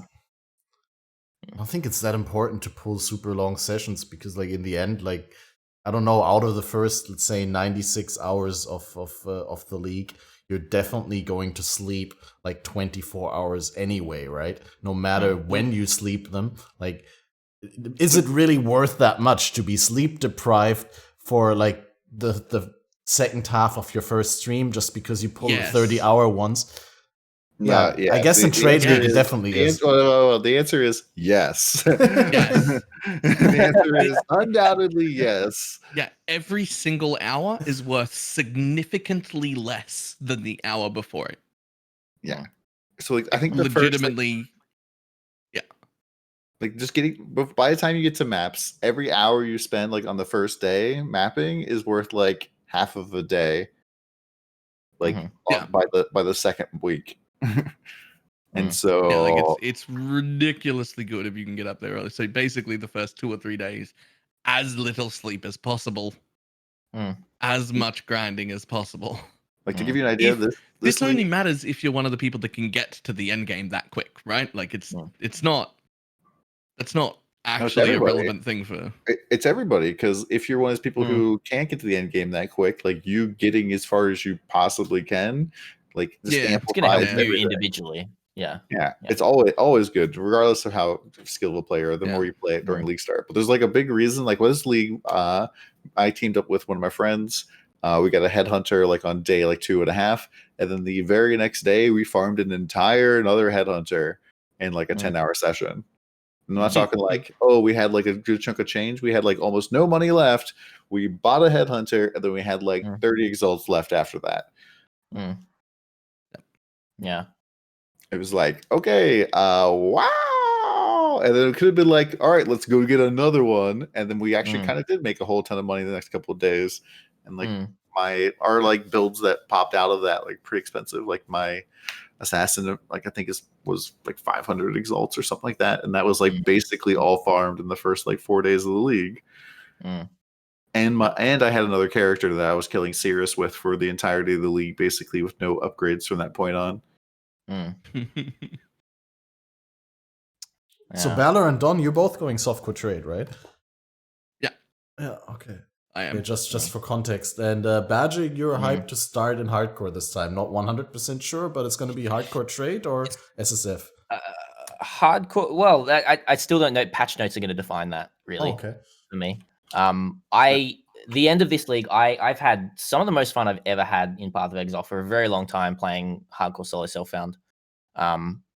And just trying not to die, because I've been the kind of softcore player that will just push and push and push, and I'll take a few deaths, and I don't usually push 100 or anything like that, but I'll push as fast as I can.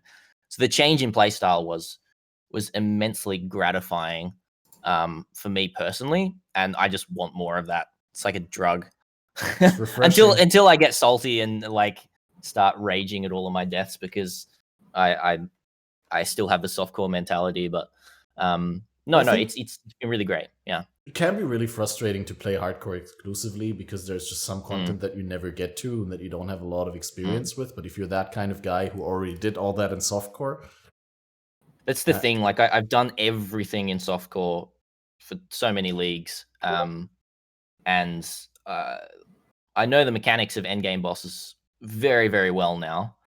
That I'm confident going into that, and dying a few times in hardcore, getting there, but then getting to the end game and trying to do well in hardcore is something I really want to push myself to do.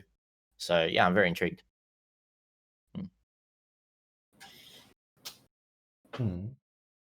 Yeah, and then you'd be also pushing ladder. I'd want to, and there's gonna be some league start practice soon. I haven't started my league start practice yet, and I'm a little bit scared about that, especially if I'm going to be jumping into hardcore. But if I'm playing trade, I'm going to be pushing the ladder, and I'm going to be pushing bosses in hardcore, which is a sketchy thing to do straight away, but I'm fairly confident in it.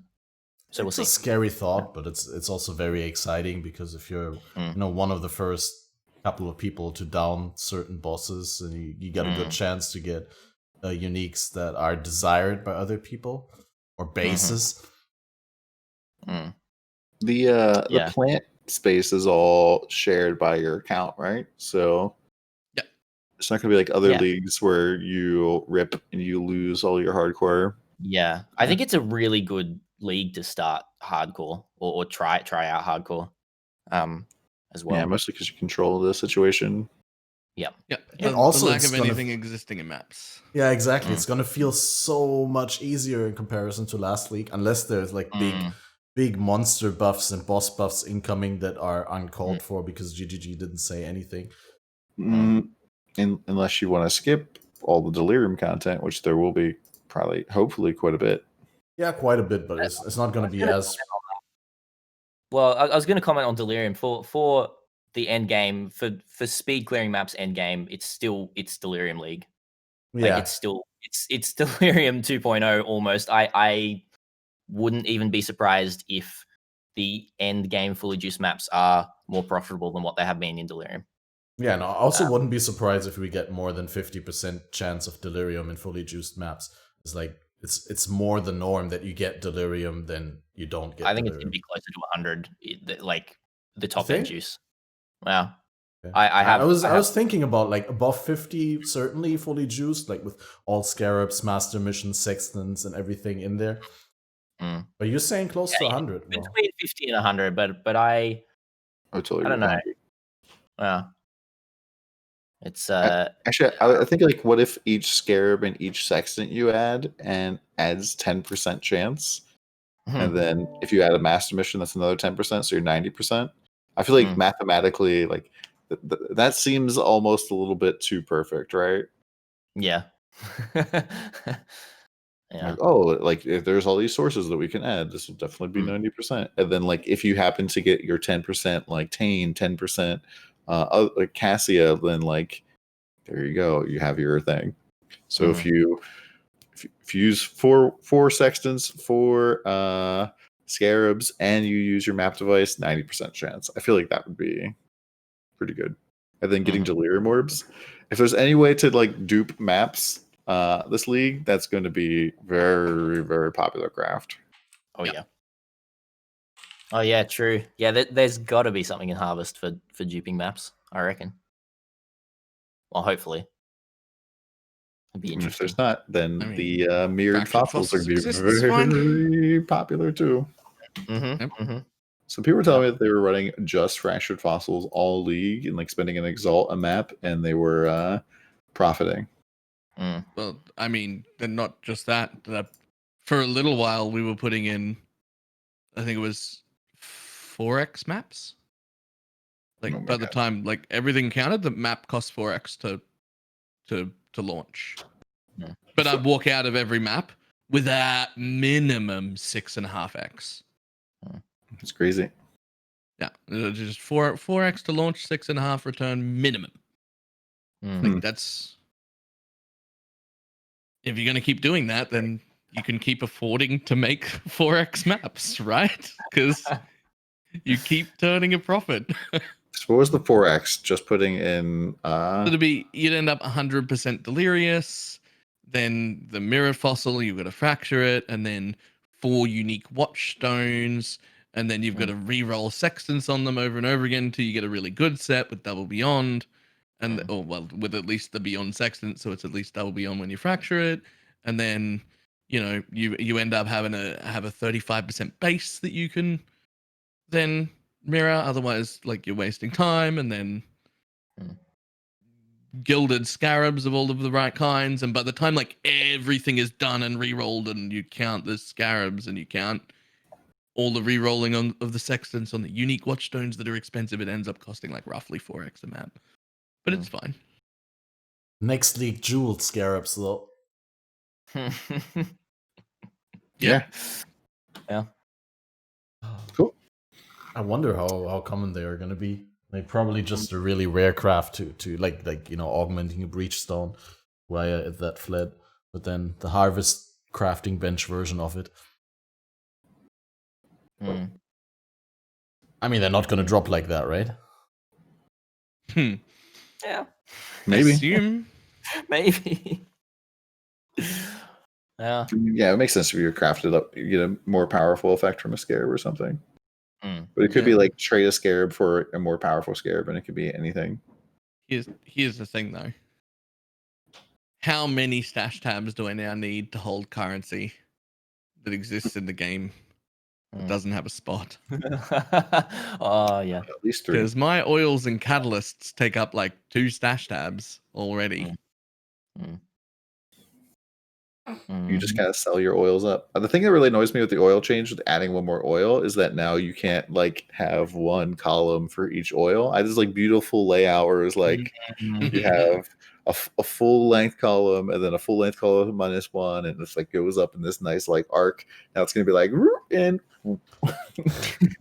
this is where I'd put my gold oils if I had any. I like the idea though that they're adding another oil. Is it gonna be? It's gonna be a tier above golden, or what do you think? No, probably in the middle somewhere. You think it's in the middle somewhere? That would be weird. That like 3 teal wouldn't go into 1 verdant anymore, but they'd go into like a. I mean, unless you played Blight League a lot, you don't even know what the. Yeah. What? You don't know the progression? Are you kidding me? I don't even know the progression. It's clear sepia, amber, then verdant teal, then the blue one, and the purple one. I mean, it's like a rainbow. That's why it's easy to remember, I think. But I don't see them adding something in the middle. The only way I see them add one is like one on top, like diamond oil. They're definitely adding it in the middle. It wouldn't make any sense to add one at the end. Saying it's confirmed in well, they could rebalance the costs instead, right? I mean, that would be stupid, but they'd have to do that anyway if they add one in the middle as well. So in the end, I don't know. Okay, should we do a quick round with league start recommendations? Like based on the information that we have, assuming that there's no through that. Nope. I'm not putting my name on nothing till we get patch notes. Well, like the general idea, I think, and that's something where let me go first. Maybe that makes you say something. I think that this is a front load league, right? Because like outside of everything else, if you're just looking at the league mechanic, you're basically going into your garden, you're activating the monsters that you want to kill, and then they spawn. So you can technically put down a lot of damage already. So what I was thinking is minion builds will be extremely good again because they already got all their minions out. You just activate and you directly deal your damage. Or something like miners and trappers that can just front load a whole lot of shit. Or even like what I personally noticed was really good, and maybe that's just me because I haven't played it before, so it just subjectively really overwhelmed me with how good it is, and that's VD Spellslinger Necro. It is incredibly good because you can literally tape the mouse to your ass and just walk around, and the VD balls just attack everything. Like, you don't need to aim at bosses, you don't need to aim at monsters, you just pay attention to your casting and your positioning and your moving, and everything else is autopilot. And you can also use VD Spellslinger to pre-spawn a lot of VD balls in your grove.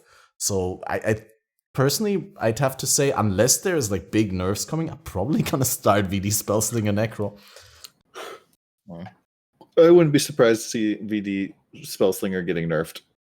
No, I wouldn't be surprised either, but you know, we don't know a whole lot. Like that's what I said earlier with the balance manifesto, or like with any manifesto. Like, I would have really liked to know their thoughts on Archmage and its place in the game, right? Because undoubtedly there's gonna be some sort of adjustment outside of the brand adjustments, but it's hard to tell at this point. Yeah, I mean, I'm sure all of that stuff is coming this week. There'll probably be some sort of manifesto and stuff, but like, we could honestly just talk around in circles for another like hour or two about like, here's all the builds that could be good, but maybe if they don't nerf it, or this build will be good if we see any changes for that. Like, I'm not asking for speculation. I'm asking for reason. Like, basically. Yeah, but you're right. A lot of it is speculation. The reason is wait till patch notes, and then I'll give you a recommendation. I'm usually a lot more reckless with this kind of stuff before patch notes, but just like, you know, judging on the way that GGG likes to present new information, and basically I'm like Don was saying, I think VD Spellslinger is going to get nerfed a little bit, but I think it's still going to be one of the best league starters. Just in terms of investment, easy investment for low tier maps. Also, the addition of glancing blows to the tree, basically in the middle of any necro build. It's you don't need it in very end game, but glancing blows is really good before you get that block cap, when you're still just getting the block from Bone Offering, and from, in case of VD, dual wielding or a regular necromancer from having a shield. It's just going to be incredibly good to reach block cap early with glancing blows. Yeah, and I like to be risky as well. I like putting all of my eggs in one basket and potentially failing, and that's part of the fun with PoE for me. Is just like failing and having fun with it. Gambling before the league even started. Oh yeah, it's good fun. Yeah. And it creates good content as well, I guess. Okay. No, yeah. You have died. Yeah. Yeah. But yeah, so time. Pretty good, I'll say that. Time flies when you're having fun. We started a little bit late, but we're almost at the 2-hour mark. We can go a little bit over time. That's no problem. But I think we're all interested in resuming our league preparation in terms of content creation and practice and all that stuff. So since you guys don't want to talk about starter builds, let's just do like a very cliche round of what are you most hyped about, and what are you most worried about with the league? Balor, go first, because you never go first. They ruined my brands. That's what I'm upset about.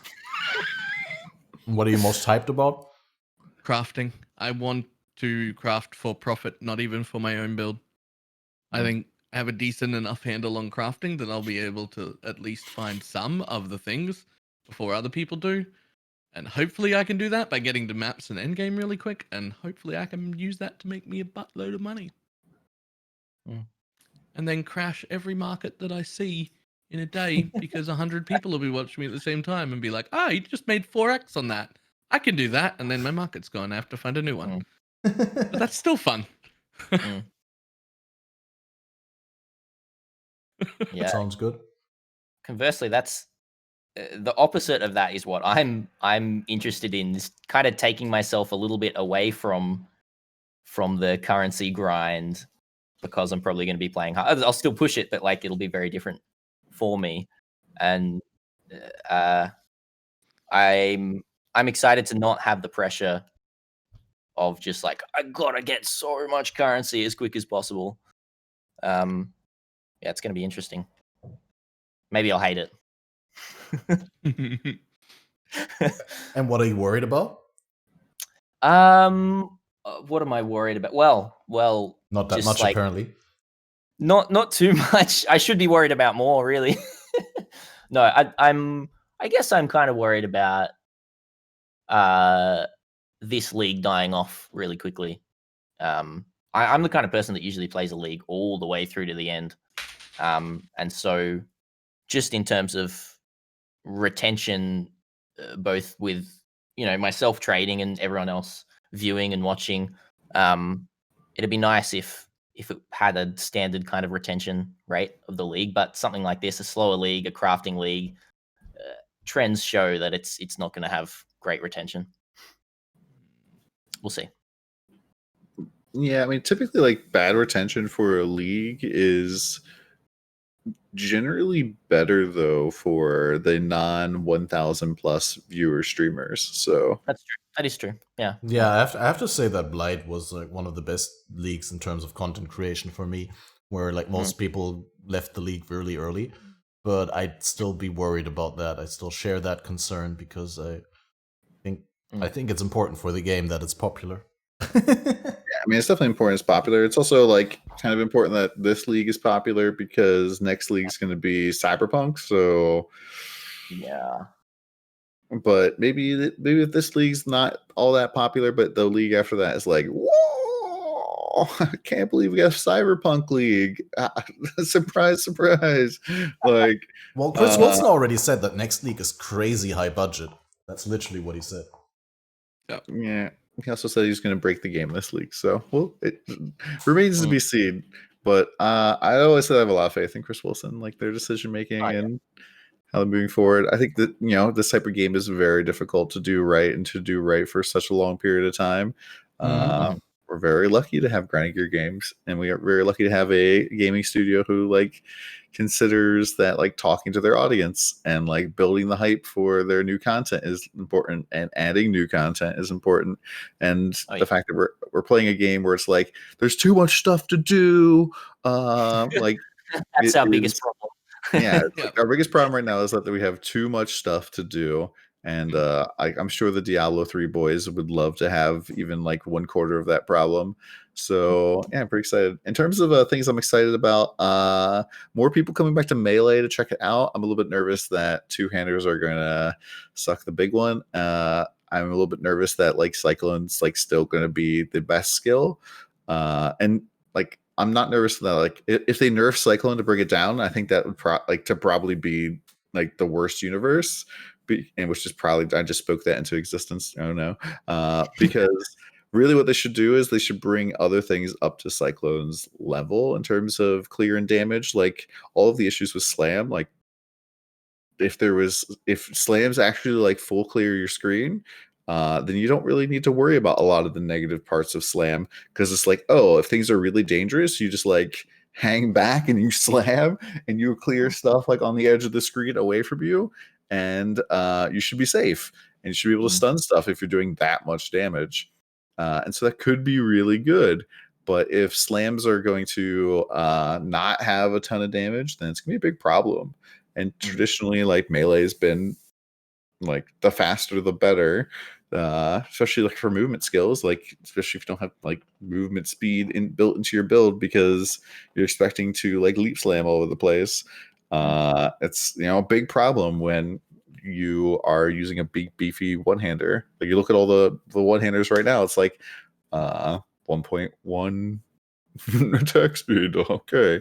And there's like a lot of things that they could do to make two-handers way better, but I'm I really haven't seen the changes. We didn't really talk about the implicit changes to two-handers. Well, we haven't really seen much about it. We've seen but like slapping a 6% double damage on them, like to me is like very much like, yay! It finally is like kind of an okay weapon base.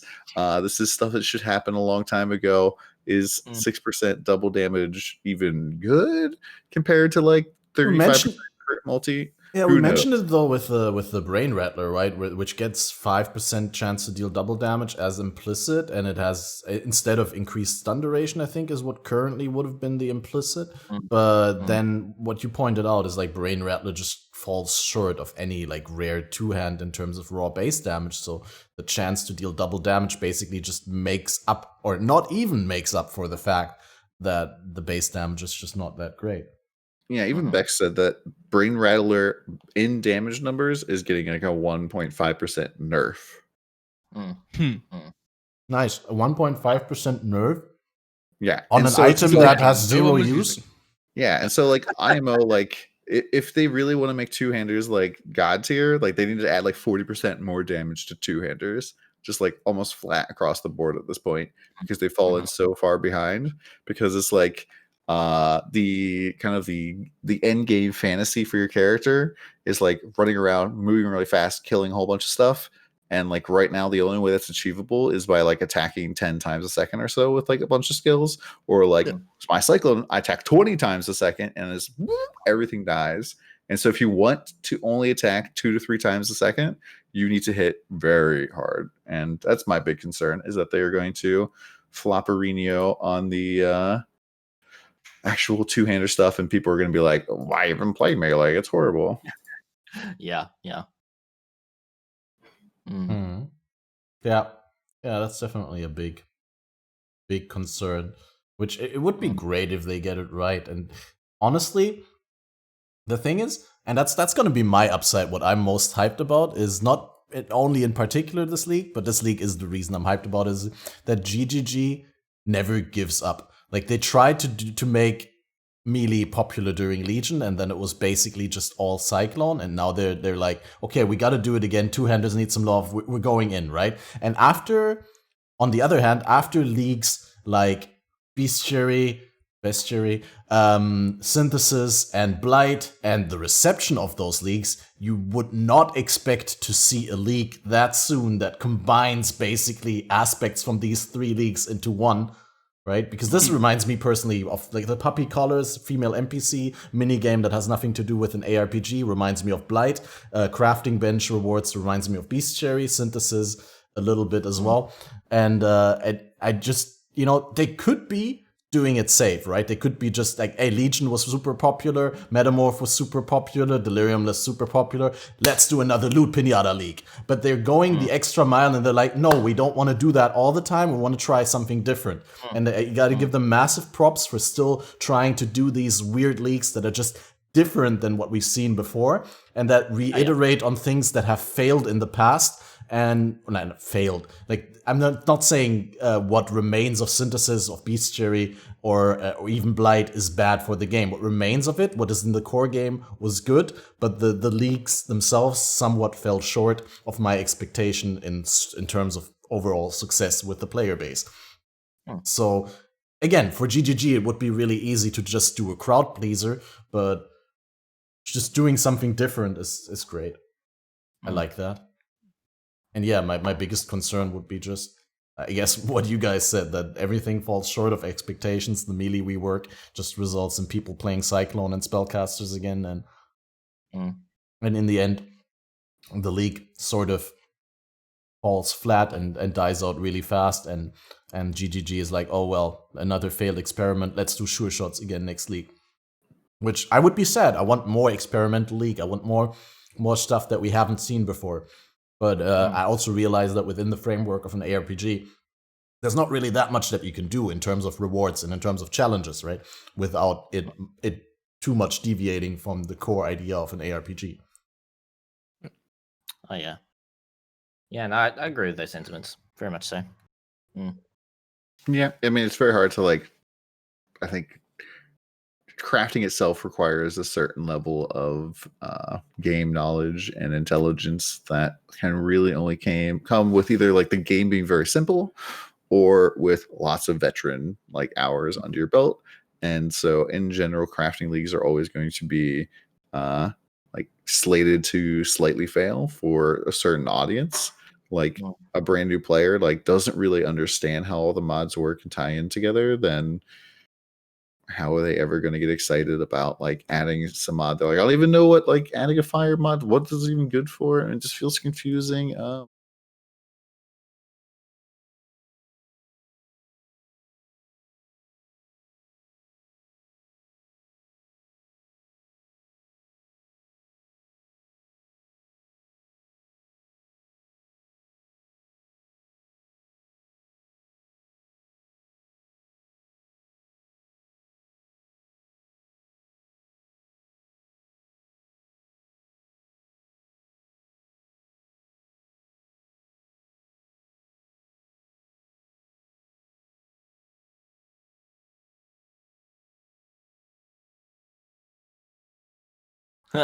Excuses. So no one heard anything. Can you Catmaster had enough of Don. Don, can you repeat your last sentence because I accidentally cut you off.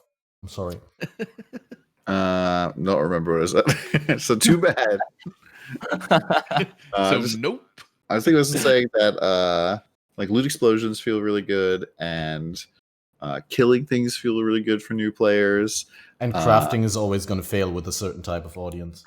Because and like if you don't have like veteran hours where you understand how like mechanics work in terms of crafting, if you're not using a third-party website to look at the modifiers that you can potentially get on things, which is like tends to be one of the crafting league's biggest failures, is that crafting league 100% means PoEDB. Period. Right? There's never, ever been a league where there's crafting going on where they do a really good job of telling us exactly what you're going to get, except maybe Essence. Essence League was the only crafting league, I feel like, where you can actually tell what is going on without like going to a website. And I feel like naturally that's going to fail. So, and like I haven't seen any indicators at all on the new harvest crafting mechanics that's going to change in any way. Like it says add a physical modifier. What exactly does that mean? Are there new modifiers we haven't seen yet? I don't think so, but there might be. And like the entire synthesis crafting, like even having a third-party website, that was like unintentional. They did not intend for us to even to be able to data mine that. So yeah. I agree with the mod tags. I do have to point out the upside that none of the crafts that we've seen so far that are provided by the Harvest Crafting Bench are in any way obscure. They really learn from their mistakes, and the crafts that are being offered work within existing frameworks, within existing systems, as in like mod tags or influences that already existed. But I 100% agree with you that we have to move away from the PoE dependency, and there needs to be a way in-game. Like we already have advanced mod highlights, so why not include the information which mod has which tag? Like which mod is a physical mod? Which mod is a attack mod? Like those are things that are maybe obvious to us as the veteran players who have looked that up like 20, 30, 40 times and who just built, a wealth of knowledge about this kind of stuff. But for a new player, it feels very, very bad to be told, like, remove a physical modifier, replace with a fire modifier. It's like, what are my odds? What actually are the chances here? Like, I don't even know what of the given mods I could be losing. So. Yeah. I think Balor has to go, so yeah. I was gonna end it now. Just one piece of watermelon. No, like the thing is, I like to give you guys some room so that you can have the same moment that I just had. It was like, oh shit, we didn't talk about that. Let's quickly mention that. But we didn't even cover brands at all. But that's Well, we covered brands last time. That's kind of. Yeah, true. Kind of this time was really all about the slams and the melee two-hand rework, the war cries and stuff. And I think we did a good job covering that. Thank you very much for coming on for this episode. was great. That was good fun. Yeah. Do you guys want to quickly give yourself a shout out and tell the people what they can be hyped about when they tune into your channel? Sure. I'm DonTheCrown. You can find me at twitch.tv/DonTheCrown. I'm going to be playing a lot of Melee. Plans pretty much this league are to farm up like 2 mirrors with the currency in the first like week or so, and then play a whole bunch of new builds. Trying to like do like kind of 2 to 3 weeks per build. Kind of do it like almost like a solo self-found no currency type of starter to like mid-tier currency, and then trying to like finish it off, polish it off. And then once we're done with that, this next build. And so we're playing a whole bunch of different things. That sounds awesome. And you, Badger? Yeah, I am Badger, as you have heard and seen. And is the D Badger from ThisIsBadger Gaming? Yeah. You can catch me at twitch.tv/ThisIsBadger Gaming. I'll be playing shit tons of hardcore and also dying a lot in hardcore next league. So if you want to come watch someone who hasn't league started hardcore before fail his way through, then hopefully it'll be fun for you guys and not me. All right. And BalorMage, just quickly tell the people when your Atlas progression guide will come out so everyone can do the Atlas progression, right? It's already out. Done yesterday. It's on your YouTube right now. Nope, just the website. It's written. Oh, written. Okay. Is there going to be a YouTube about it? Maybe in the next few days. But the written one's better anyway. Oh. Awesome. Looking forward to soaking that up on stream. Maybe I'll make a YouTube about your written guide. And then for all of those of you who didn't tune in time, who came during the podcast, this podcast will be uploaded in full on youtube.com/BalorMage. So make sure to check that out. And it can also be listened to on all major audio podcast platforms. We're currently on Apple, Spotify, Google Podcasts, and a bunch of other ones that probably no one knows, but I'll not mention them. You'll find out. If there's any podcasting service where you'd want us and we're not there, just shoot us a message. And other than that, I just want to say the podcast will be rebroadcasted at 4 a.m. GMT. I'll do a rerun on my Twitch. And that's that. Next Faded Connections will be the first weekend of the league. I mean, the first weekend into the league, not the very first weekend of the league start, but actually Saturday, the 27th of June, 9 p.m. GMT as usual here. Until then, stay fresh, and I wish you a very great league start. Bye-bye, guys.